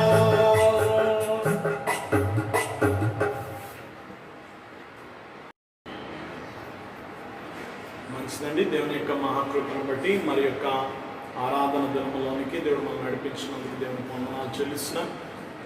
బలంగా ప్రార్థన చేయండి. సంఘమంతా ప్రార్థిస్తున్నారు. అనేకులు ఈ వ్యాధి వలన అనేకులు సంఘములు కూడా అందరూ బాధపడుచు ఉండగా విధిగా మనం ప్రార్థించవలసిన బాధ్యత మనకుంది కనుక ప్రతి వారు ప్రార్థన చేయండి. దేవుడు త్వరితగతిన తన కృపను కటాక్షమును చూపించినట్లు ప్రార్థన చేయాలని మిమ్మల్ని అందరినీ కోరుచున్నాను. పరిస్థితులు దేవుడు చక్కదిద్దినట్లు ప్రార్థన చేయండి. మనం చూడాల్సింది దేవుడు తట్టే. దాసుని కన్నులు యజమానుల చేతి తట్టు, దాసురాలి కన్నులు యజమానురాలు చేతి తట్టు చూసినట్లు మనం దేవుని వైపు చూద్దాం. మనం కూడా చాలాసార్లు అవిశ్వాసులుగా మాట్లాడకూడదు. చాలాసార్లు మనం కూడా ఆ వ్యాక్సిన్ వస్తే కానీ అవ్వదు, ఇంకెవరో తెస్తే కానీ అవ్వదా అన్న మాటలు కాకుండా దేవుడు చేస్తే కానీ ఇది ఆగదు. గమనించండి, వ్యాక్సిన్ వస్తేనో ఇంకేదో దానివల్ల ఆగదు. దేవుడు ఆపితే కానీ ఆగదు. మనం విశ్వాసపు మాటలు మాట్లాడదాం. లోకంలాగా మనం కూడా వాళ్ళతో కలిసిపోయి వాళ్ళతో సమానంగా మాట్లాడద్దు. ఎందుకంటే ఎందరో ప్రయత్నిస్తున్నా ఇది అవ్వట్లేదు. వ్యాక్సిన్లు అన్నారు, ఇప్పుడు వస్తుందన్నారు, అప్పుడు వస్తుందన్నారు, కానీ వాటన్నిటి వల్ల కాదు. కానీ దేవుడు ఒక్క మాట సెలవిస్తే అక్కడితో ఆగిపోతుంది. దేవుడు ఈ విషపు గాలి మీద తన జీవవాయువు ఊదాలి. తన జీవవాయువు ఊదితే మానవులందరి మీద ఉన్న ఈ విషపు వాయువు అంతా తొలగిపోతుంది. కనుక ప్రతి వారు ప్రార్థన చేయండి, కృప చూపించినట్లు ప్రార్థన చేయండి, మన తోటి విశ్వాసుల కొరకు ప్రార్థన చేయండి, ఎవరి గృహాల్లో వారుండి ప్రార్థన చేయండి. దయచేసి గమనించండి, ఎవరి గృహాల్లోకి వెళ్ళవద్దు, ఎవరి గృహాల్లో వారు ప్రార్థన చేయండి. గమనించండి, మనము ప్రార్థన చేయాల్సింది ఏకాంతముగా. ఎందుకనగా ప్రభాన రాకడ సూచన మిద్ది మీద ఉన్నవాడు కిందకి దిక్కకూడదని మనం ఏకాంతముగా ప్రార్థన చేద్దాం. గమనించండి, దేవుని మహింపరుద్దాం. ప్రతి వారు గమనించండి. త్వరితగతిన ఈ పరిస్థితులన్నీ చక్కబడినట్లు ప్రార్థన చేయండి. త్వరితగతిన దేవుడు విడుదల ఇస్తాడు, ఇవ్వబోతున్నాడు. మేము నమ్ముచున్నా, మనందరం నమ్ముదాం. దేవుడు త్వరితగతిన ఈ పరిస్థితులన్నీ చక్కదిద్ది మన జీవన విధానాన్ని ఈ ఆపదల నుండి తప్పించి దేవుడు తిరిగి సన్నిధిలో నడిపించి మన కార్యక్రమాలన్నీ యథావిధిగా జరుగుతూ దేవుని మహింపరచాలి. ప్రతి వారు ప్రార్థన చేయండి. మన కుటుంబ సభ్యులందరినీ దేవునికి అప్పగించుకున్నాను. ప్రతిసారి చాలాసార్లు ఆపదలో ఉన్నప్పుడు దేవునికి అప్పగించుకొని పాడుకుంటాం, మొక్కుబడి చేసుకుంటాం. అలాగా మన కుటుంబంలో అన్నిటినీ సభ్యులందరినీ దేవునికి సమర్పించుకున్నాను. ప్రభా, మా కుటుంబం అంతటినీ నీ చేతికి అప్పగిస్తున్నాం. ఈ అపాయం నుండి, ఆపద నుండి తప్పించు, నీ సన్నిధిలో తిరిగి విడిపించుకుంటాను. పాట పెట్టుకున్నాను, నీ దేవుడు మొక్కుకున్నాను. దేవుడు తప్పిస్తాడు, ఆయనకు అప్పగించుకోవాలి మనల్ని, మన కుటుంబాన్ని. ప్రతి వారు ప్రార్థన చేయండి. దేవుడు త్వరితగతిన విడుదల ప్రకటిస్తాడు, దేవుడు నెరవేర్పిస్తాడు. దేవుడు తిరిగి మనల్ని ఆరోగ్యకరంగా, దేవుడు మనల్ని సురక్షితంగా తిరిగి ఆయన రెక్కల చాటును భద్రపరిచి తిరిగి సన్నిధిలో నిలబెట్టేవాడు అయినాడు. గనక నిరీక్షణ కలిగి, పరిపూర్ణ విశ్వాసం కలిగి ప్రతి వారు ప్రార్థన చేయండి. దేవుని కొరకు ఎదురు చూద్దాం. ప్రతి వారు ప్రార్థన చేయాలని కోరుచున్న, అలాగే సంఘం కొరకు, కుటుంబం కొరకు, సంఘములన్నిటి కొరకు, పరిస్థితులన్నిటి కొరకు బలంగా ప్రార్థన చేయండి. ప్రార్థించడం మానవద్దు. లోకస్తుల్లాగా లోక విషయాల్లో మునిగిపోవద్దు. మనము సన్నిధి విడవక బలంగా ప్రార్థన చేద్దాం. దేవుడు గొప్ప కార్యం చేయబోతున్నాడు. మనం నమ్ముదాం, దేవుడు చేయబోతున్నాడు. త్వరగా విడుదల రాబోతుంది. నమ్ముదాము, నిరీక్షణ కలిగి ఉందాం. మన దేవుడు సమర్థుడు, మన దేవుడు కనికర సంపన్నుడు. మన దేవుడు తప్ప ఇంకొకడు చేయలేడు. వైద్యుల వలన లేక శాస్త్రవేత్త వలన ఇది ఆగదు. దేవుడు తలంచుకొని, దేవుడే పూనుకొని అది ఆపు చేయాలి, కానీ ఇంకెవరు వల్ల కాదు. మనం ఈ నమ్మిక కలిగి ప్రార్థన చేద్దాం. దేవుడు గొప్ప కార్యాలు చేయవాడైనాడు. దేవుని కృప మీకు తోడేండును గాక. కాను కొరకు ప్రార్థన చేసుకుందాం. దయనిధి, ప్రేమ స్వరూపుడ, సర్వోన్నతుడ, నీకు వందనాలు. దేవా, ఇదిగో ప్రభా, ఈ యొక్క బిడ్డలు ప్రభా భయంకరమైన పరిస్థితుల మధ్య జీవనోపాధులు లేక గృహాలకు పరిమితమై ఉన్నారు. నీవే పరమ పోషకుడిగా వారిని పోషిస్తూ ఉన్నావు. దేవా, నువ్వు లోటు లేకుండా నడిపిస్తున్నావు. నీకు వందనాలు. బిడ్డలు ఎంతమంది ఎన్ని అవసరతలు ఉన్నారు, వారి అవసరతలన్నీ తీర్చండి. దేవా, నీ అదృశ్య హస్తముతో, దేవా, నీ అద్భుత కార్యంతో, దేవా, ఈ బిడ్డలందరినీ ప్రభా కాపాడండి, పోషించండి, లోటు లేకుండా నడిపించండి. సమర్పిస్తున్న కానుకలు అంగీకరించి నూరంతల దీవెన దయచేయండి. నా గిన్నె నుండి పొర్లుచున్నదన్న సమృద్ధి బిడ్డలకు అనుగ్రహించమని యేసు నామమున వేడుకొనుచున్నాను తండ్రి. ముగింపు ప్రార్థన చేస్తున్నాను. సర్వవ్యాప్తమైన దేవా, సర్వలోకములకు నీ శుభవార్త అందించము. సర్వ మతముల వారికి నీ శుభవార్త అందించము. నీ సంఘము తాను నేర్చుకొనిచున్న విశ్వాసములో మాదిరిగా లోకం ఎదుట నిలువబడిన శక్తి దయచేయము. మతతర్కములు, మిశ్రవాదములు, తప్పుడు బోధలు, పాపశోధనలు, పాపం వల్ల కలిగిన నష్టములు, వీటన్నిటి నుండి మమ్మల్ని తప్పించము. కరువు కాలంలో, వ్యాధి కాలంలో, అజ్ఞాన కాలంలో వాటి మూలంగా మానవులను నీ వ్యతిరేకము, లోకమునకు ఉపకారముగా ఏర్పరిచిన అన్ని పనుల మీద నీ దేవుని కుమ్మరించము. విశ్వాసులను నీ పరిశుద్ధాత్మతో నింపి ప్రవేశ యొక్క రెండవ రాకకు సిద్ధపరచము. ప్రతి కుటుంబంలోని వారిని, బీదలను, పాఠశాలను, వైద్యశాలను, అనాథశాలను, బైబిల్ సొసైటీని, డ్రాగ్ సొసైటీని, అన్ని వృత్తులను, నీటి మీద, మెట్టి మీద నిలిచిన ప్రదేశంలోను, గాలిలోను ప్రయాణించే ప్రయాణికులను, ప్రభుత్వ ఏర్పాట్లను కాపుదలుగా నీ స్వాతంత్రం వదిల చేయము. జ్యోతుల మీద, పక్షుల మీద, పశువాదుల మీదను, వృక్షాదుల మీదను, పంటల మీదను, అనగా నీ యావత్తు సృష్టి మీదను నిత్యం కరుణాదర్శనం ప్రకాశింపజేయడం. ఆ వస్తువుని జీవన దేవుడు దేవుపలేదని నేరం నీ మీదకి రానేకము. అన్యాయం, అవమానం, దోపిడీలు, హత్యలు, నిరాశలు, దుర్మరణములు, భూకంపములు, యుద్ధములు, ఆకస్మికంగా రానైన అపాయం మొదలు గండం నుండి ప్రజల మోచకము, యంత్రములోను, గుణంలోను, సంగములోను, నీటి అడిగిన పరిచయాన్ని కాపాడము. విష పురుగుల నుండి, క్రూర మృగముల నుండి, దుర్జనులను మనం తప్పించము. ఓ మా తండ్రి, నాయన నీకు నాయన వందనములు స్తోత్రం చెల్లిస్తూ ఉన్నాం. నాయన గడిచిన కాలం అంతట్లో ప్రభా నీవే మాకు తోడేయండి. నీ కాపుదలు భద్రపరిచి నాయన మరొక విశ్రాంతి దినములో నిన్ను స్తుతించి ఆరాధించేటువంటి కృపను మాకు అనుగ్రహించిన దేవానికి స్తోత్రములు. దేవా ఇదిగో తండ్రి, భయంకరమైనటువంటి విపత్తులో మేము ఉండగా దైవా ఇదిగో తండ్రి ఎంత పర్యంతము ప్రభా నీవే మమ్మలను ప్రభా ఇదిగో తండ్రి నీ రెక్కలతో మమ్మలను ప్రభా నీవే కొనసాగిస్తున్న దానం కొరకు వందనములు స్తోత్రములు. నాయన రానున్న భవిష్యత్తు కాలంలో కూడా నాయన ఇదిగో తండ్రి నీ సహవాసము నాయన నీ సన్నిధిని మాకు తోడు గురించి నడిపించండి. ఎందరో ప్రభా ఇదిగో తండ్రి వచ్చిన తెగుల బారిన పడి నాయన వారి ప్రాణములు సైతము పోగొట్టుకొని చుండగా దేవా ఇదిగో తండ్రి అనేక అన్యులైన వారు నేను ఎరగక నశించుండగా దేవా కనికరించండి. నీవే కృప చూపండి తండ్రి. నాయన నీ ఉగ్రతను తప్పించిన ప్రభా మా పాపమును క్షమించండి. ఇదిగో ప్రభా ప్రజలందరినీ నీవే రక్షించము దేవా. నాయన నీవే తండ్రి ఈ సమయంలో ప్రతి వారిని తోడు త్రిప్పి ప్రభ నీ ఉద్దేశము నెరవేర్చి ప్రభ నీ రక్షణ భాగ్యం దయచేయమని ప్రార్థిస్తున్నాం. ఇదిగో ప్రభా నాయన ఇక వైరస్ మరింతగానైనా వ్యాపిస్తూ నాయన మా పట్టణంలో కూడా మరింతగా ఇదిగో తండ్రి విజృంభిస్తుండగా దేవా ఇదిగో తండ్రి నాయన మహోన్నతుని చాటు నివసించేవాడి సర్వశక్తి నీడను విశ్రమించేవాడని నాయన ఇదిగో తండ్రి నీ యొక్క భక్తుడు నేను కీర్తించిన రీతిగా ఇదిగో ప్రభ నాయన నీవే ప్రభ ప్రతి వారికి కాపుదలగా ఉండి ప్రతి వారిని సంరక్షిస్తున్నందుకే నీకు స్తోత్రములు. ప్రభా ఇదిగో తండ్రి ఇక మీద నీ వైరస్ మరింతగా నాయన వ్యాపించకుండా దానిని నీవే కట్టడి చేసి దాన్ని నాయన దూరపరచండి ప్రభా. నీ మాట చేత నాయన దాన్ని దూరపరచండి ప్రభా. ప్రభా నీకు అసాధ్యమైనది ఏది లేదని మేము నమ్ముచున్నాం దేవా. నీ మాట మాత్రం సెలవిస్తే ఈ యొక్క ప్రభా విపత్తు ఆగిపోతుంది కనుక నీవే కృపను చూపించి ఇదిగో తండ్రి నాయన వచ్చినటువంటి ఏక ప్రభా కరోనా వైరస్ మహమ్మారిని దూరపరచండి. నీవే తండ్రి ఆ వైరస్ తగినటువంటి నాయన వ్యాక్సిన్ తయారు చేస్తున్న శాస్త్రవేత్తలు తగిన జ్ఞానం ఇవ్వండి ప్రభా. ఇదిగో తండ్రి నీ యొక్క ప్రభా ఎదుగో తండ్రి నాయన అద్భుతమైనటువంటి నాయన ఎదుగో తండ్రి ఆ యొక్క మహిమను నీవే కనపరచమని ప్రార్థిస్తూ ఉన్నాం దేవా. ఇదిగో తండ్రి మందు లేకుండా జబ్బు మాన్పివేయగలవు తండ్రి. రక్షణకాన్ని వందనాలని మేము పాడుకుంటున్న రీతిగా తండ్రి నాయన నీవే తండ్రి ఆ వైరస్ను దూరం చేసి సంపూర్ణ స్వస్థతగా చేసి నడిపించండి. అలాగనే ప్రభా ఇదిగో తండ్రి వైరస్ బారిన పడిన వారందరినీ నీవే స్వస్థపరచండి. హాస్పిటల్స్లో, గృహముల దగ్గర, క్వారంటైన్ సెంటర్లో పడినటువంటి వారందరినీ నీవే బాగు చేయండి ప్రభా. నీవే స్వస్థపరచండి అయ్యా.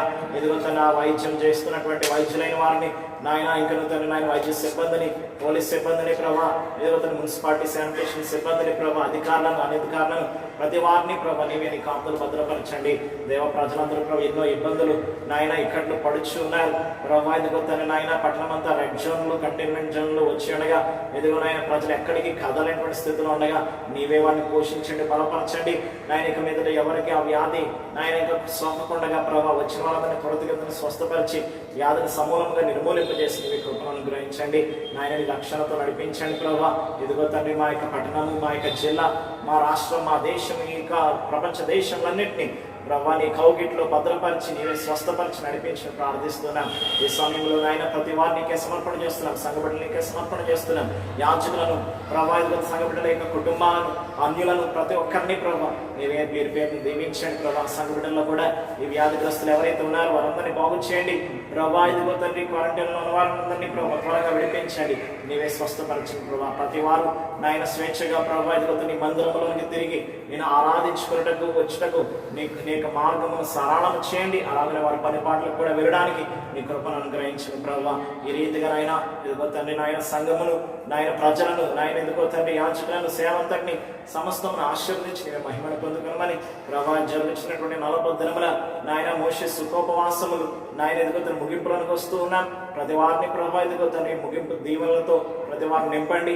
ప్రతి వారు ప్రభా ఎదుగో తండ్రి సన్నిధి మానక నాయన ప్రతి వారిని సన్నిధి సహవాసంతో మోసేవలే నాయన నీ మహిమనందుకు నీ కృపను నీవు అనుగ్రహించడం ప్రార్థిస్తున్నాను. అలాగే నీ ప్రభా ఎదుగో తండ్రి మందిరం తిరిగి తెలబడటకు కృపను అనుగ్రహించండి నాయన. ఎదుగో తండ్రి తిరిగి నాయన ప్రభా యథావిధిగా ప్రభా ఆరాధన జరగడానికి నీ సహాయం దయచేసి ఏదో ఆరాధన పాల్గొన్న ప్రతి ఒక్కరిని దీవించమని, ప్రతి ఒక్కరిని స్వస్థపరిచి నీ కౌగిల్లో భద్రపరిచి నీవే మహిమను పొందుకొనమని, జరుగు కార్యములన్నీ దీవించి నీవే మహిమ ఘనత కీర్తి ప్రభావం పొందుకొనమని, ఏ అంశ ప్రార్థన మేము చేయమర్చిపోతాము దీనికి సమర్పించున్నాం.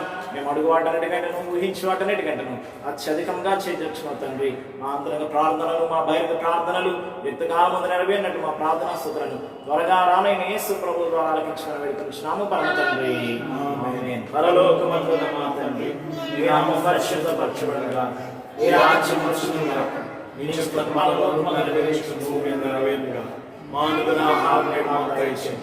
మా యెడల అపరాధం చేస్తున్నాము క్షమించిన ప్రకారం మా ప్రార్థన క్షమించము. మా శోధనల నుండి తప్పించు.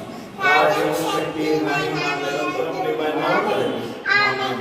యేసు నుంచి అపవాది కీలకం, యేసు నుంచి అపవాది కీలకం, యేసు సంపూర్ణ విజయం, అపవాది నాశనం. హల్లెలూయా, హల్లెలూయా, స్తోత్రం, స్తోత్రం, స్తోత్రం.